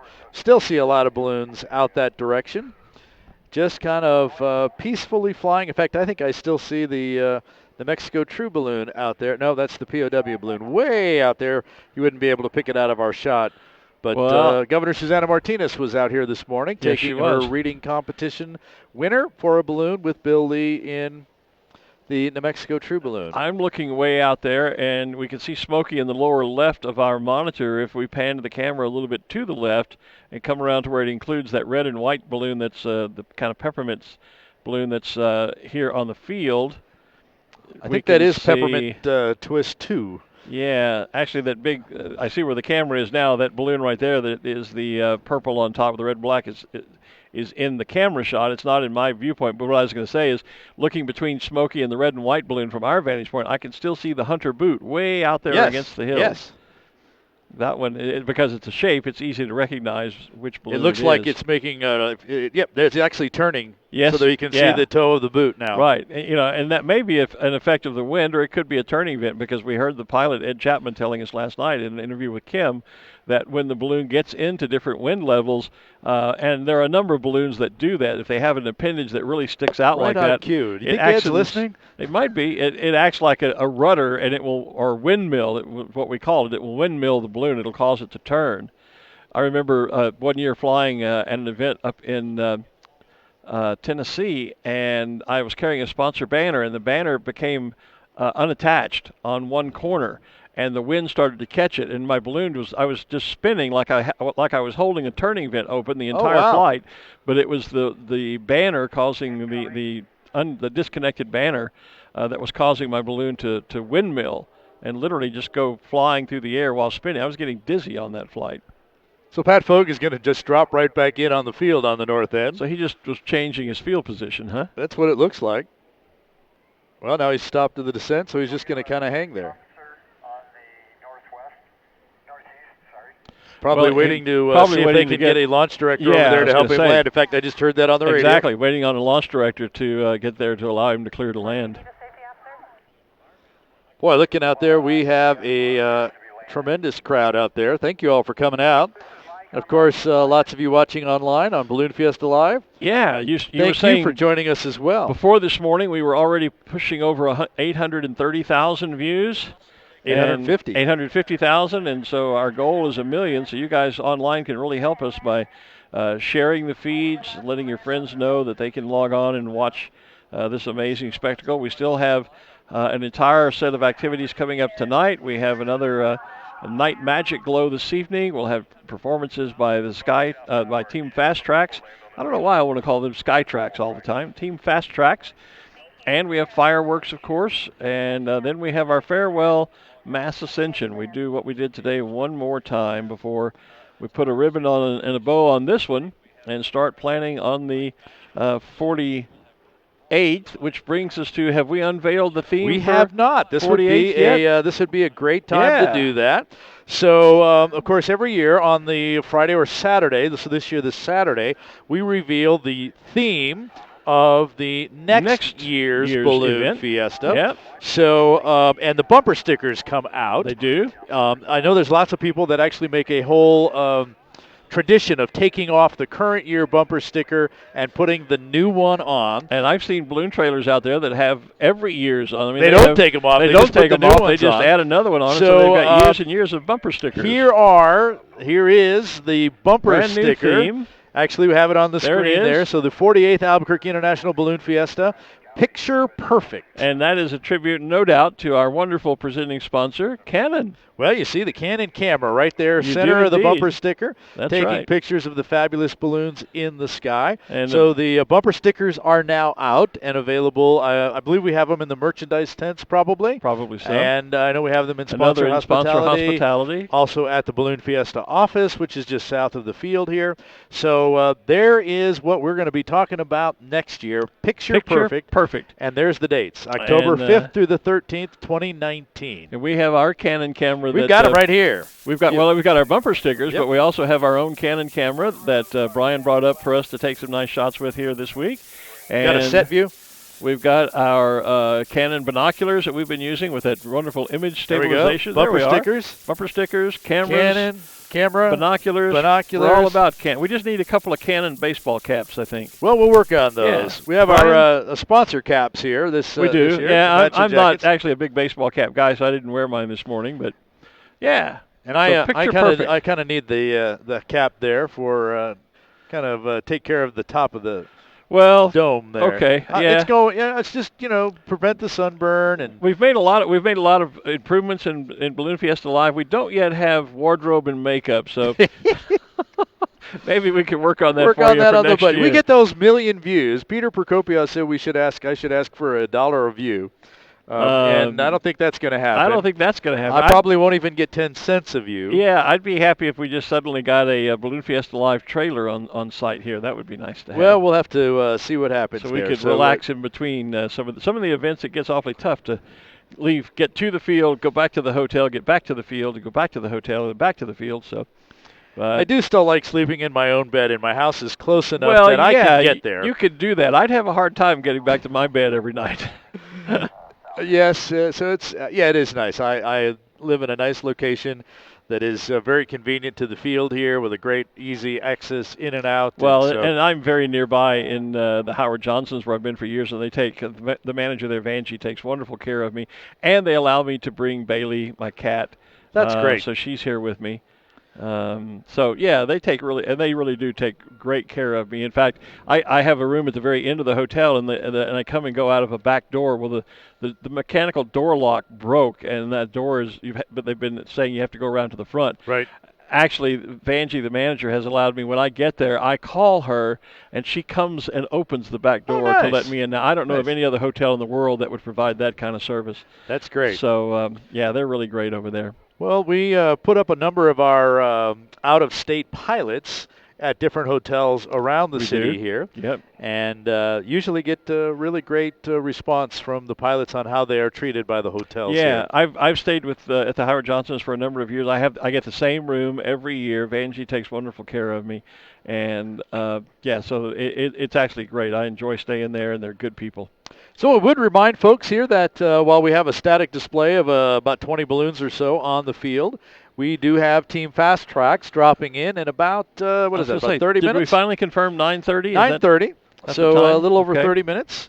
And so we do have that for you this morning. Lots of things to do and see here on the field, from the chainsaw carving at the far north end to the Balloon Discovery Center to the Artisans Tent to, of course, all of the vendors and concessions along the east edge of the field.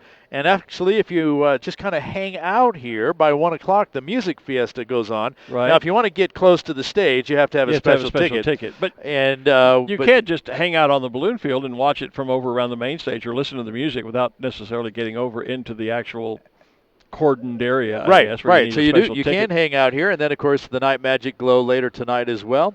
So there's still lots of things to take place here. Just enjoy the day out here. It's such a nice day. It is, and now is literally one of the last days, next to last opportunity, I guess, for you to get some of the official merchandise or visit with any of the vendors. Our friend Diane Carlson's there with Plano Pin Company.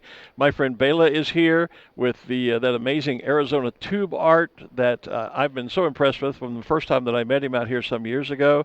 We have Doug and Patty Grimes with Discover Balloons are here. Phil Whittington is here with Montgolfier Gifts, and there's a whole little village over there. There's like 75, 76 different booths that you can check over there. Vendors. As well as some product sampling booths. Yes, product Kids sampling. zones out there. There's of course the state troopers here doing their Tag a Kid program. We have a lot of service organizations that are here, and but the official merchandise, where I was going with this, you've already been telling us throughout the week that some of those items started selling out very early this week. They did.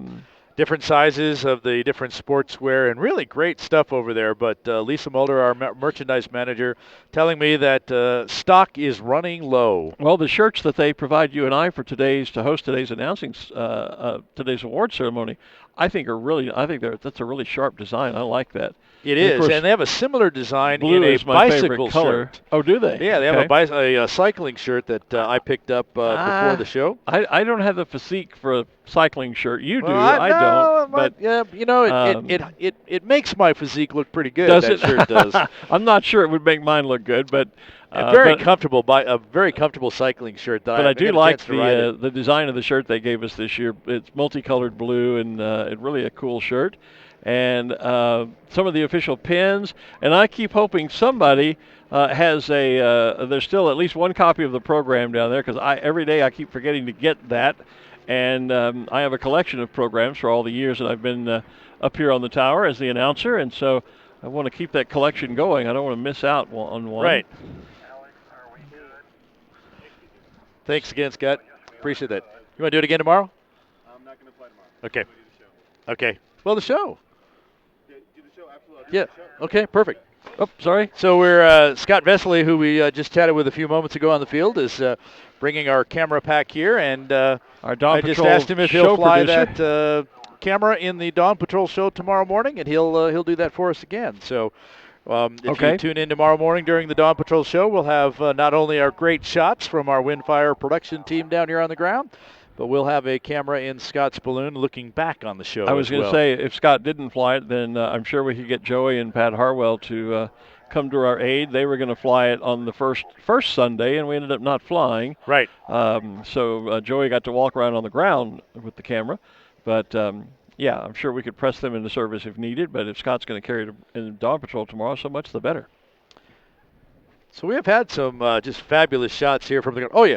I forgot. Kim, I almost forgot about Kim down there. They told us about that. Wrapped up in what a nice day it is, we forgot to do our job. So, Kim Vesely, sorry about that. Take it away. You forgot about me. I'm hurt. Well, your stepson was up here bugging us. We're going to blame it on Scott's Scott. fault, Yeah, right? it's all Okay. Scott's fault. It's always Scott's fault. Well, I'm here with Teresa Fox, and you are from? I'm from, I used to live in Rio Rancho, but currently live in Folsom, California. And we've been sitting here swapping old days flying in Rio Rancho stories. That's right. So, and so you lived out there when? Back in 1984 to 1992. And so you were talking about coming out and just out in Rio Rancho just watching balloons, right? Oh yeah, they flew over the house every morning, and at least on the weekends, and woke me up oftentimes. But it was fabulous. Came to the Balloon Fiesta in 1986, last time I was on the grounds. Wow, really? So 1986, and now this is your first year back? Yep. So what do you think? Unbelievable. Really, it was hard for us to take it all in. It was amazing. Do you have a favorite balloon? Gosh darn, I think we enjoyed the one that said Live New Mexico, and it was all colorful with the skeleton face. Oh, Bill Lee will be so excited about that. He's from Gallup, and he flies that balloon. Oh, really? And he runs the Gallup Rally over there. Do you have any kind of a real fond memory or story from your days out in Rio Rancho? Back when I was flying out there, actually. Worked at the Anchor Inn out on the desert, which used to be the end, and the balloonists would come in for breakfast. That was a fond memory. And got to be a balloonist once. Got doused with some champagne. That was a good memory. And I understand that it was the more intense version of the ceremony, but we don't want to give too much away because it's kind of, you don't want to give all of the secrets. But yeah, it was a good time, and I'm so excited to be back. We couldn't have picked a better day. The weather is unbelievable. Came with the bestest of friends, and they're enjoying themselves too. Well, we're so excited to have you with us, and thank you for taking a couple of minutes. She says she's tired, but I can't tell. Exhausted. Okay. Well, enjoy the rest of the day. We still have we still have a few balloons inflated out here. We still have a lot of people on the field and a lot to do out here at Balloon Fiesta Park. Thank you, Kim. And you're right, we do still have a lot to come. I'm always amazed at the people who comment on our Facebook feed in particular. For example, we were just talking about the new bumper stickers that are out and next year's theme, Picture Perfect. And Beverly Chavez commented, my company, Sticks and Labels, manufactures the bumper stickers. So how about that? Thank you for that information, Beverly, and for watching this morning as well. And then I feel bad now because I felt this bundle in my jacket where I didn't think there was anything, and one of the law enforcement officers I see here every year had asked me for a pen as I was driving up to the studio yesterday, and I said, yeah, they're in my jacket, and I reached in both my I couldn't find any, and I just found them. They're in the top jacket. They're in the top pocket. Inside pocket, and I was searching in my hand pockets and didn't find them. So so I do have pens. I told him to catch me today. And I loaded up last night with a whole other bag, so I've got a lot of pens in my pocket right now. Well, you were talking about the you're down to the last chance for all that merchandise and programs and all those types of things. Yeah. This kind of tends to be almost kind of the last opportunity to get those pins traded and pick up those trading cards. Yeah. While we still have tomorrow to go and the Mass Ascension tomorrow. Right after the flight tomorrow, people start packing up. Pack up and have to leave town. I know I've had several conversations with folks about when I was leaving on Monday.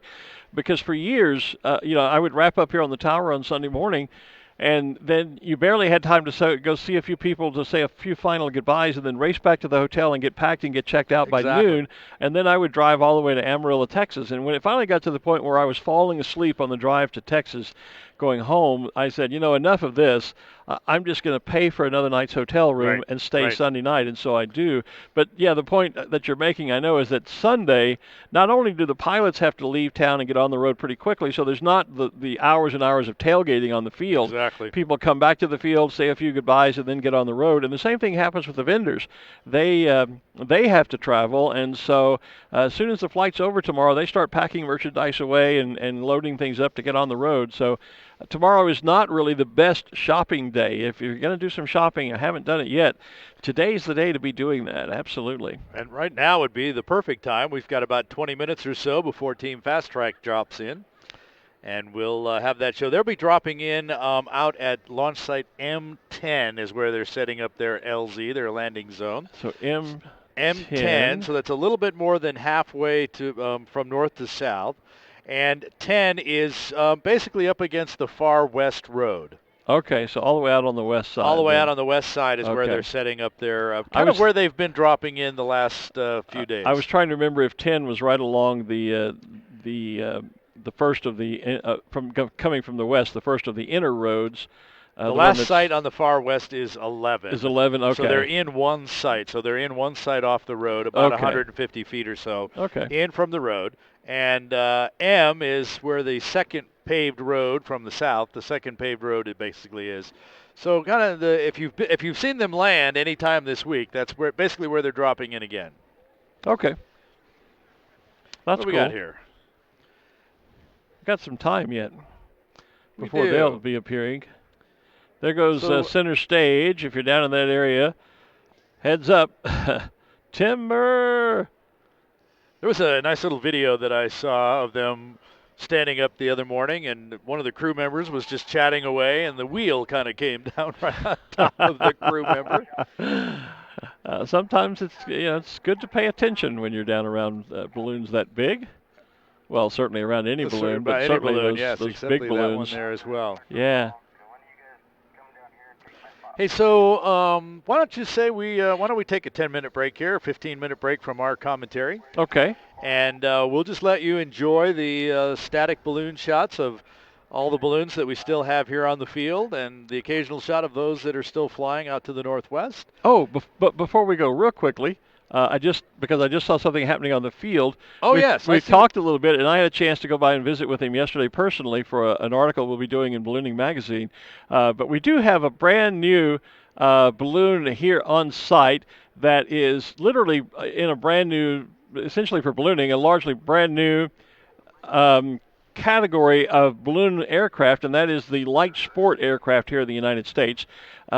Which there are a lot of reasons that it's different, largely because the certification process is different, the piloting requirements are different, and so this is the new little system called Fly-Do. It's a white balloon with primary colors, rainbow colors on it. It's just now cold inflating right in front of the Sid Cutter Pilot Pavilion. And I didn't realize this until I talked with the gentleman who's designed the system yesterday. It has a small ultralight motor and propeller that once the balloon is inflated and in flight, you can then raise into position and crank up the motor and get propulsion. And the motor is actually mounted on a gimbal, so it can be turned slightly left and right. So what happens if, let's say, Art, you're flying in toward a landing zone and you've got one field maybe on the left that you can get into, but you see that it's got a locked gate, and then you have a landing area outside of that that's accessible, but it's a little off to the right or left. You can actually crank up that motor and gimbal the motor slightly so you can literally get enough propulsion to steer the balloon into that the little turn we all hope for when we're flying regular. You can now make it happen. When the left always goes away when you need it, you can now find left. But what's interesting, and I didn't realize this till I talked with him yesterday, is that the motor and the propeller is an accessory. You don't have to buy that. I thought it was a stock part of the system, but no, it's an ultralight sport balloon. It has a collapsible basket. It's very compact. He's been carrying it around in a backpack here on the field, but the motor and the prop are accessories that you can either buy with the system or without. But anyway, he's inflating it, so you might want to go by and take a look at that new little bit of aircraft, or new type of aircraft. And while I said we were going to take a break, with him setting up there, and Ruth has cornered Senator Steve Comodina, who's on the board of directors. We're going to let them talk. We'll just hang loose with us here. So go ahead, Ruth. Yes, I'm here with Senator Steve Comodina this morning, and I have been wanting to talk to you about Great Expectations, your wonderful stork balloon. Tell us how the idea for that balloon came about. Well, I'm an obstetrician. I've delivered about 16,000 babies. And when I first started ballooning in the 1970s, special shapes were just kind of starting. There was not much very exotic about a special shape. And then Chicky Boom got made, and then Uncle Sam. And so I kept saying, I would like something that's me. And so I kept thinking, stork.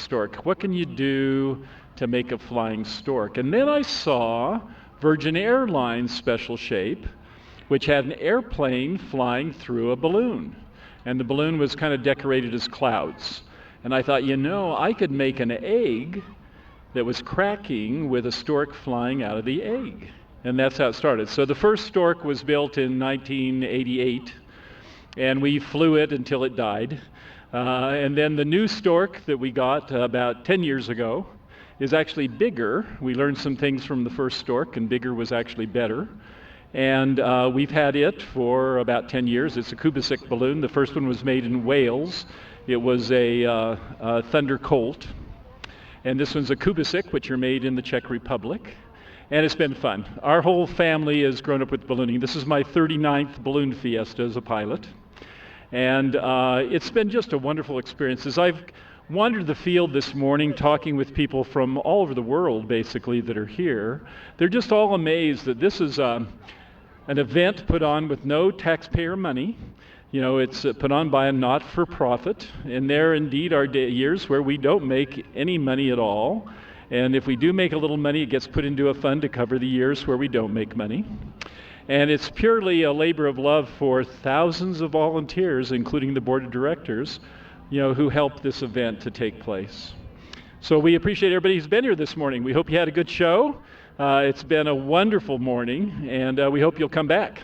Well, we appreciate all the hard work that the members of the Fiesta Board of Directors put in also. Thank you so much for bringing us Albuquerque International Balloon Fiesta. Back upstairs, Glen? Thank you, Ruth. Turn the mic back on. Yeah, I had to do the same. I was reading through some of the comments on the feed, and when I heard Ruth say back up to you, I went, oops, turn the mic back on. So Steve was talking about the first stork, the Great Expectations, and I think I've mentioned this. I did get to actually fly that balloon in, I think it was 1988. It was a brand new balloon. Flew it at Taos. We heard about the Taos Mountain Balloon Rally from one of our spectators from Taos. Carol Bayer is asking on the feed, where can I get one of your pins? Well, Carol, when we're done here, we'll be going down to the Pilot Pavilion, the Sid Cutter Pilot Pavilion, to host the awards ceremony. So if you're on site, if you'll find me in there, I'll be happy to give you a pin. And you may have just heard the plane overhead. If you're here on the field, hear it. The mic. That is our team Fast Tracks. Carol so also the plane commented is in the air. Carol also commented, you're so right. Sales today, meaning today is the day to do your shopping. And if you're on site and want to get any of the official merchandise, of course, you can log on to the balloonfiesta.com, and we do have shopping available there for a lot of the official merchandise. You can order it online if you're not here in Albuquerque with us. There is a tab right at the top of balloonfiesta.com that takes you either to the merchandise corner or merchandise section or the collector's corner. You know, not only do we have pins that we've talked about, you've talked about your collection of programs. We showed off the brand new bumper sticker and posters as well. We've got a great poster which we haven't talked about too much this year. But we have all of the, many of the past versions of those on Collector's Corner. So you can see how pins and bumper stickers and posters and programs have evolved throughout the years. This year's program, of course, we heard from Jim Garcia earlier today about X Marks the Spot. There's an entire article in there about that. There's an article about the competition. We've seen the nice green teal jackets that we've been wearing, and you may have seen some of the red ones and blue ones. There is actually a scheme behind who gets what color jackets and how you can tell the players by the color of their jacket. There's an article by Dr. Tom McConnell explaining all of that. And then there's a great article about Balloon Fiesta Live and how it all got started last year. How we cranked up and started this whole program last year for the first time. And talking about how we're looking for that 1 million views this year. Yeah. Somebody, I'm going to murder the last name, and I do apologize. Mary, I'm guessing maybe she's Polish, just from spelling the name, Ratajak, maybe. Hope that's anywhere close, Mary. She's asking, is it cold there? And I will tell you, no, it's not. It can be. There have been years when I've been up here on the tower, over the 29 years I've been here, with my teeth chattering, even with heaters up here. We are on an exposed rooftop, and when it gets cold and windy, it can be very cold because we're up about mid-level to the balloons. As we look out to where Cynthia Seal is there, we would be about level with her nose. And so, yes, it can be very cold, but this year it has been remarkably temperate. I know a couple of mornings I was complaining about it being cold, but I've never really been uncomfortable up here this year. It's in the 50s now, or maybe even warming up above that. 50, it looks like 58. Yeah, so it's actually been very temperate and very, very comfortable this year. But it can be cold if you come out to Fiesta. We always advise spectators to dress in layers. I think one morning I had on a long-sleeve T-shirt and then a shirt and then a sweater and then a sweatshirt on top of that and then our sponsor jacket. So I was pretty well layered up, but by the time the sun came up, I eventually got out of most of that. But it just depends on, from year to year. It can be very cold here in October, or it can be fairly mild, and it has been one of the milder years here this year. So, checking a weather forecast this morning, we're going to be in the 60s today and tomorrow. It appears that the high on Monday might be in the 30s. I think, so yeah, it's about I saw to change that. big time. And that can happen during the week here at Balloon Yes, Fiesta. it can. I can remember years ago we came out here and it was about 30 degrees in the morning, and it was cold. But very, very mild and temperate this year. We've been very fortunate. When I talk to folks about coming out to Balloon Fiesta, well, of course, we always remind them to dress in layers. But if you think about this, at some point of your visit, whether you're here in the morning or the evening, it's going to be dark. And therefore, It's going to be cool.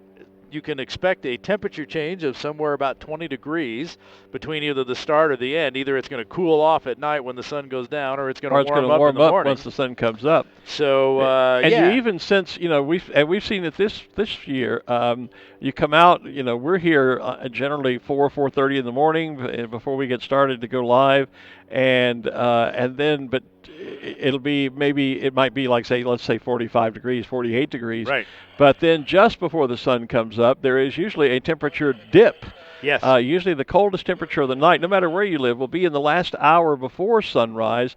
And so I'll get up and check weather on my phone, and it'll say 48 degrees. Well, before the sun comes up out here, it might drop to 43, 42, something like that sometimes. And then it starts to warm up. So layers is absolutely the way to go out here. One of the funniest things I remember ever seeing in all my years here, it was on one of those days when it was really, really cold. It was back in the time when leggings were in style, and not leggings that the ladies wear these days. I'm talking about the knit leggings that people used to wear. Yes. And there was a lady out here, and she had on a pair of jeans, and as she walked by me, she was wearing a red garter belt with red knit leggings over her jeans, and that was just one of the strangest things, strangest fashion statements I think I've ever seen out here. So we are going about 15 minutes away from the skydive of Team Fast Tracks. We're going to be joined up here on the set by one of their skydivers, Matt Harvey. Okay. And we have taken, as you can see right there, there's Sean Deeds. He's the ground operator. We have taken a camera right into the drop zone. So not only will we have our regular views and our helmet views, but we've put our balloon camera right in the drop zone there. Now, is that the backpack camera that yes, it uses the Canon camera? Yes, it is. Outstanding. So these views will be coming from Canon cameras. That's awesome. And now the little fly-do balloon, you can see the white balloon there on the far right side of the field, on the east side of the field, says, "Say hello to Light Sport Balloons." And again, this is a Light Sport aircraft. It'll pack up small enough that you can carry it in a backpack. The basket is collapsible. It has a walk-in door on it. Quite an interesting little aircraft, not to mention the fact that it has, as an accessory, its very own powered propulsion with an ultralight motor and propeller that can be used in flight on the balloon. And you said that's an accessory, so you can put it on or not. It's looking like he has not attached it. With the Canon there. It actually folds down. You can have it. It folds down on the side of the basket so that when you inflate, might be on the other side of the basket. It may just be on the side of the basket you can't see, but you can buy just the Light Sport balloon without having to even buy the motor and the propeller. But it is mounted on it has a rope pulley system that once in flight, you can then pull the rope from the basket, and it pulls the motor frame up, and it hooks into position on the burner uprights. I actually saw the motor on the basket when it was on the back of the truck coming back into the field the other day. But, well, when he flew by the other morning during one of the flights, he had the motor rigged. Yes, I saw that. But there's a whole theory behind why he's done all of this. I had a great interview with him yesterday. We'll be writing an article for Ballooning Magazine about it. And the interesting thing, he talked about other people who've tried to attach a propeller, a motor to a balloon. They typically try to put it down on the side of the basket, and it just doesn't work. It doesn't provide any real propulsion. His system is mounted on a lightweight frame, titanium frame that can be lifted up, and when it's in position, it's actually locked onto position on the burner frame and then attached to the basket. So the propeller is basically is between the basket and the throat of the balloon. And so it can actually provide some useful propulsion because it's higher up. But it's quite definitely an interesting, and it'll be interesting to see how that the rules will change for competition when you have some of that. We talked about that because the ability to steer your balloon in competition, we discussed that probably would take a while. There was a time when you could not use turning vents in competition because it was felt it gave you an advantage. There was a time when you could not fly with GPS. Now, top-notch competitors are flying with 2 and 3 laptops and tablets in the balloon. They've got multiple moving map displays. They have real-time weather information. There's a whole batch of electronics that are in balloons now that competitors use that we didn't use back in the day. So it'll be interesting to see. And as he said, this is not all about just the motor and the propeller. That seems to get a lot of the attention.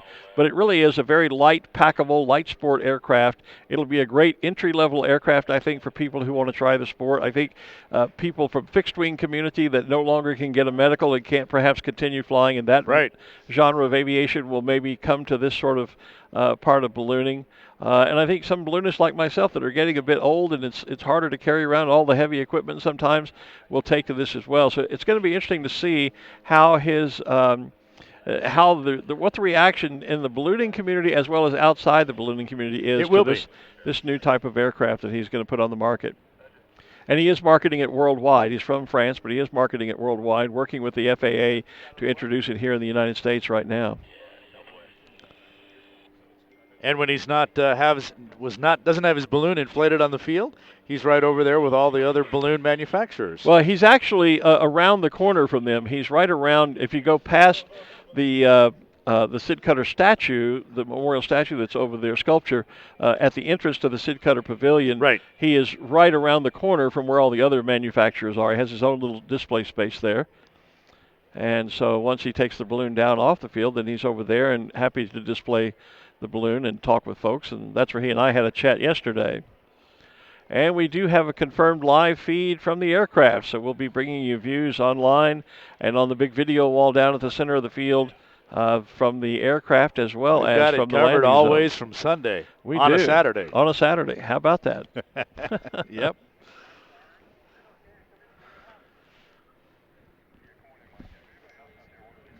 So, Kim, I think we're done with you down there. So come on back in, Kim, and Ruth can do that as well. I think. Okay. Kind of stage directions right over the air. How about that? Absolutely. Or you can stay down there and enjoy the skydive. Sure. Either way.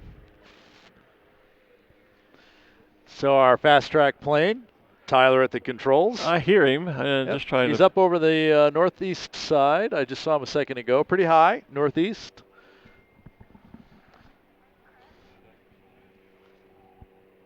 Coming around the north end. It's been interesting to listen to them talk about the different wind speeds and directions up there. As they check those out, they'll have even I'll have to ask Matt about the Wheaties. Is that what Tyler is calling that? Wind drift indicators, WDIs. So Wheaties, like weed eaters, not Wheaties like the cereal. Yeah. Yeah. We were hearing it and it sounded like he was talking about Wheaties like the cereal. We thought, oh, why would they be dropping that? You could turn them off, Steve. Yeah, you can turn those stage lights out. We don't need those now. And drop them out of your way. Oh, now I've got the aircraft. Okay. Yeah. Now over the western West side of the field. Basically almost directly overhead, our rooftop studio here for Balloon Fiesta Live. Oh, goodness. Pardon the yawn there. Just about 5 minutes away It's from been there, a long Jim. time since 03:30 this morning. Somebody was giving me grief about posting at 3:20 this morning. Unfortunately, I got posted up at 3:15 and checked a few things and responded to some things. I got up at 3:30 and 3:20 timestamp. My first tweet this morning was at 0400 as I was leaving to come to the field. So, and of course for our friends overseas, and what I was posting was a picture of Tall Steve and a picture they took from Tall Steve of us on the rooftop studio. Oh, you did yesterday. post that? I did post that on Twitter, and so for. Louise Moore, who was at the exclusive ballooning office over in England, it was 10 o'clock, 11 o'clock in the morning. Coffee break time, almost lunch. Yeah, it was time for their 11s almost over there. But it was 0400 in the morning here, so. Of course, when we get to our evening events here, then they're sleeping. Yeah. Well, I've noticed our evening events tend to gather a lot more viewership after midday here. They get up and they watch the evening event. Yeah, they watch and see what happened last night. Yep. As opposed to being able to watch it live, so they don't have to stay up through the middle of the night to do that. But we appreciate, no matter when you tune in, whether you're watching us live or whether you're watching us on the archives, we appreciate that. Appreciate the shares. Again, we're hoping to get to 1 million views, and as of before the show started this morning, 850,000, so we're on our way. We just Appreciate all the shares, comments, and all of you tuning in multiple times. Diane Williams doesn't say where she's from, but says, love you guys. And Diane, just so you know, he's married, but I'm single. So there you go. Keep that in mind. But love you back. But we do love you back, and we love that you're watching. We appreciate your comments. So, Matt, can you join us here? Absolutely. Around the backside here. Come around the backside, and we'll put you on the mic there. Matt is one of the Team Fast Track skydivers here on the ground this morning. Good morning. Good morning. Going to be another great day for another great jump. Oh, another beautiful day for several beautiful jumps. Because we have 2 scheduled this evening in addition to the one this morning here. What are we going to see this morning? Well, this morning for you, we are bringing out our 1,100 square foot American flag and then 2 150-foot long red, white, and blue streamers. Wow. And tell us a little bit about Team Fast Tracks. What's the whole idea behind the team?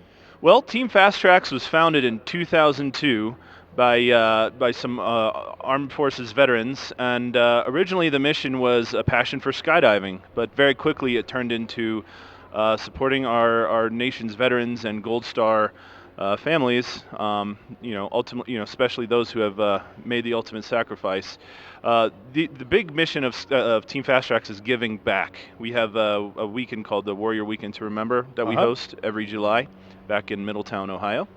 And that is 100% give back run through our nonprofit, Blue Skies for the Good Guys and Gals Warrior Foundation, where we bring out about 20 to 30 Purple Hearts and then about another 10 to 15 Gold Star families, 100% on the foundation's dime, and to show them a great weekend filled with ball games, go-kart races, skydiving, balloon rides, and then of course healing and sharing experiences. And it's a wonderful weekend of healing. How big is the Fast Tracks team? Well, Team Fast Tracks has about 40 active members and then another 15 of what we would call reserve members. We're about half former service, and then the other half are civilians that have been carefully selected to fit the team build. And with that many people, I mean, there are 4 of you jumpers here, plus ground and pilot and some other support here. So where are the other 40? Oh, well, we are all over the country today, Art. We're jumping into Northwestern University football. We're jumping into Navy football. We have a few other events going on back in Ohio and Kentucky. And then tomorrow we'll be jumping into Talladega Motor Speedway, and then or Talladega Super Speedway for you race fans. Yeah, get the super in there. And then some other local events. So we'll do about 300 shows every year. I'm glad he mentioned that because I forgot tomorrow was Talladega, and I'm kind of a NASCAR fan. So you'll be able to tune in. I'll be able to tune in. See them here and there both. And I know those guys, although it'll be different guys. Yeah. So who's on the team? Who's jumping today? So today, well, of course, we have Tyler, our young ace, flying the Cessna Caravan 208 model named Patriot. That is the flagship of Team Fast Tracks that we brought out to Albuquerque. Jumping out of the aircraft are going to be the husband and wife team, Brian and Yulia Pangburn. Brian is going to be flying the 1,100 square foot American flag, and Yulia is going to be shooting the live feed that you'll be watching. And then the third jumper, his name is Dmitry Dadich, and he'll be flying a 150 foot long red, white, and blue streamer. So and there is the live feed where we're looking. There's the actually the jump. They're out. Jumpers away. There they are. The first jumper is out. Second one. And second jumper out. Third one. And we have three good parachutes. What's it like jumping out, coming into a whether it's a stadium or a racetrack or a balloon fiesta here? What's it like to be coming down and seeing all this? As a demonstrator, at this point, it's 100% focus on the mission, right? We've carefully planned this and briefed it and walked through it for several hours prior to the jump, and we are just 100% dedicated to landing on time and on target and putting on the best performance we possibly can. Look at that view from Yulia's camera, helmet cam. Checking out the entire scenery here, the city. She'll turn around. We've seen some great shots of the field from up there. Oh yeah, it's beautiful from up there, Art. So right now they've deployed the red, white, and blue streamers, and they are getting ready to deploy the American flag. You'll see Dmitry and Yulia They're the two with the streamers on the back, and then on the front with the bigger parachute, there comes the flag unfurling perfectly. It is. So right now they're at about 3,500 feet above the ground. I remember Tyler commented, we heard it on the radio last night when the flag deployed, and he said there's 1,000 square feet of freedom, and that was such a cool comment, I thought. Look at that shot. Oh, my gosh. Wow. So Ulia must be almost, she's carrying the helmet cam. Helmet cam? She must be. If you look up, you can see the two with the streamer are basically right on either side of Brian with the flag. Well, I was going to say, she must be trailing right off the edge of the flag, and now you can see that she is. There's that shot, yep. Yeah. Playing in perfect formation in proximity to one another, but also to the flag. It was interesting. While we're watching the skydive team, I also noticed that we had a herd of zebras over at the fly-do. I don't know what was happening over there, but it looked like they were trying to get together with their herd picture. I think, yeah, probably. I think they were probably trying to stripe the the fly-do balloon, maybe. So it looks like a lot of maneuverability in those chutes up there. Oh, absolutely. The parachutes they are flying are, for the streamers, they're 170 square foot. They're called Performance Design Spectre 170s, so they're 170 square foot. With that, they get about 16 miles per hour of forward, what we call penetration, or forward airspeed. And with that, they can land them on a dime. Well, we noticed last night during the pyrotechnic jump that all four of the jumpers trailing streamers, trailing sparklers, I guess you would call them. You'll know more than I will, Matt, but they were flying literally in formation and doing turns in formation, flying in single file formation, which I thought was pretty cool. Yes, sir. We rehearsed that several hundred times back at our home base in Middletown, Ohio, to get the perfect formation and put on a perfect display of our pyrotechnics for everybody. Now, what about when they're spiraling down like they are now? That looks to be more than 16 miles per hour to me. What kind of forward speed can you gain in a dive like that? Right. So as they're diving towards the ground, they can go anywhere to 30, even 40 miles per hour under those parachutes. Wow. So they're doing a nice barber pole for everybody, so you can you can see those streamers flying in the wind. Their goal right now is to get below the American flag and get down to the ground, so that way they can be already on the ground and saluting our Old Glory before she comes in for her landing. And we've put one of our cameras that we've had up in the balloon in the drop zone, the landing zone over there as well.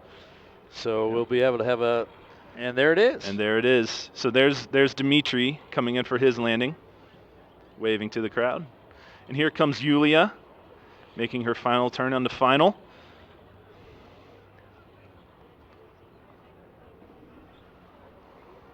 Touchdown. Perfect landing. Yeah, perfect stand-up landing. Yeah. Just walked it right in there. That little V, is that more of a wind direction? Is it more of a target, what you have on the ground there? So that is a wind direction indicator. So that is how the ground safety specialist, Sam Dees, indicates to the jump team which direction they should be landing based upon the ground winds. Oh, okay. It is not a target, but we do strive to land close to it as possible. And what's it like bringing that huge flag down hanging from your leg?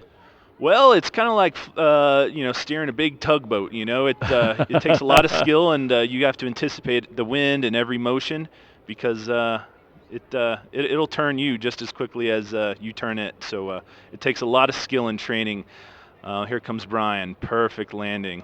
And you have ground handlers to help retrieve the flag as soon as he touches down. Is that how that works?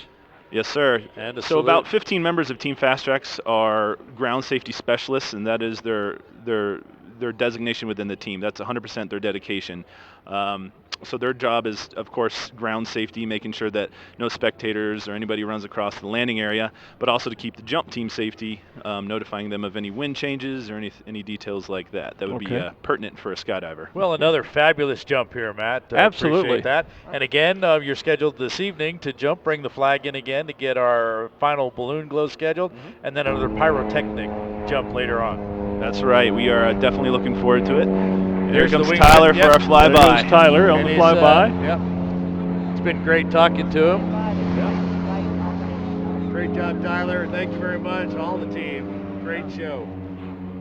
Awesome. Yep, great shot from down there. Big smiles all around. I bet. Awesome and performance thumbs up once too again. as well. Matt Harvey from Team Fast Tracks, thanks for joining us here. We look forward to seeing you all jump again this afternoon, twice, and we'll look forward to those fabulous pyrotechnics. Thank you very much, sir. Yeah, we're looking forward to it. We'll see you again at about 5:30 and 8 o'clock, and be sure to look up and enjoy the rest of the day at the Albuquerque International Balloon Fiesta. Great. Thanks, Matt. Thanks, Matt. Thanks to the entire team. Thank you. Ladies and gentlemen, Team Fast Tracks, and another of their fantastic aerial performances for us here. A brand new addition to the Balloon Fiesta for this 47th year. And a fabulous addition it has been. Absolutely. And Still again, getting, two more. Well, there's the zebras you were talking about. See, I told you they were just all forming for their picture on the monitor there. I got a couple of quick pictures while the balloon was still standing up because it was just like there was this herd of zebras all around the. I thought, my goodness, I hope Fly Dude didn't do something wrong, but. Nope. They always try and get together, usually on this day. Again, it's one of those things we talked about Sunday. Everybody gets kind of busy packing there's things just up. not time so to this do is the some day of to that. Make sure you've got all those last pictures, pin trading, merchandise bought, all that great stuff. Because it does get fairly busy after flying on Sunday for folks to move on out of here. Well, you and I have some business to take care of here in a very short order, and that will be handing out the prizes and naming the champion for this 47th Albuquerque International Balloon Fiesta, though I think we know who that's going to be.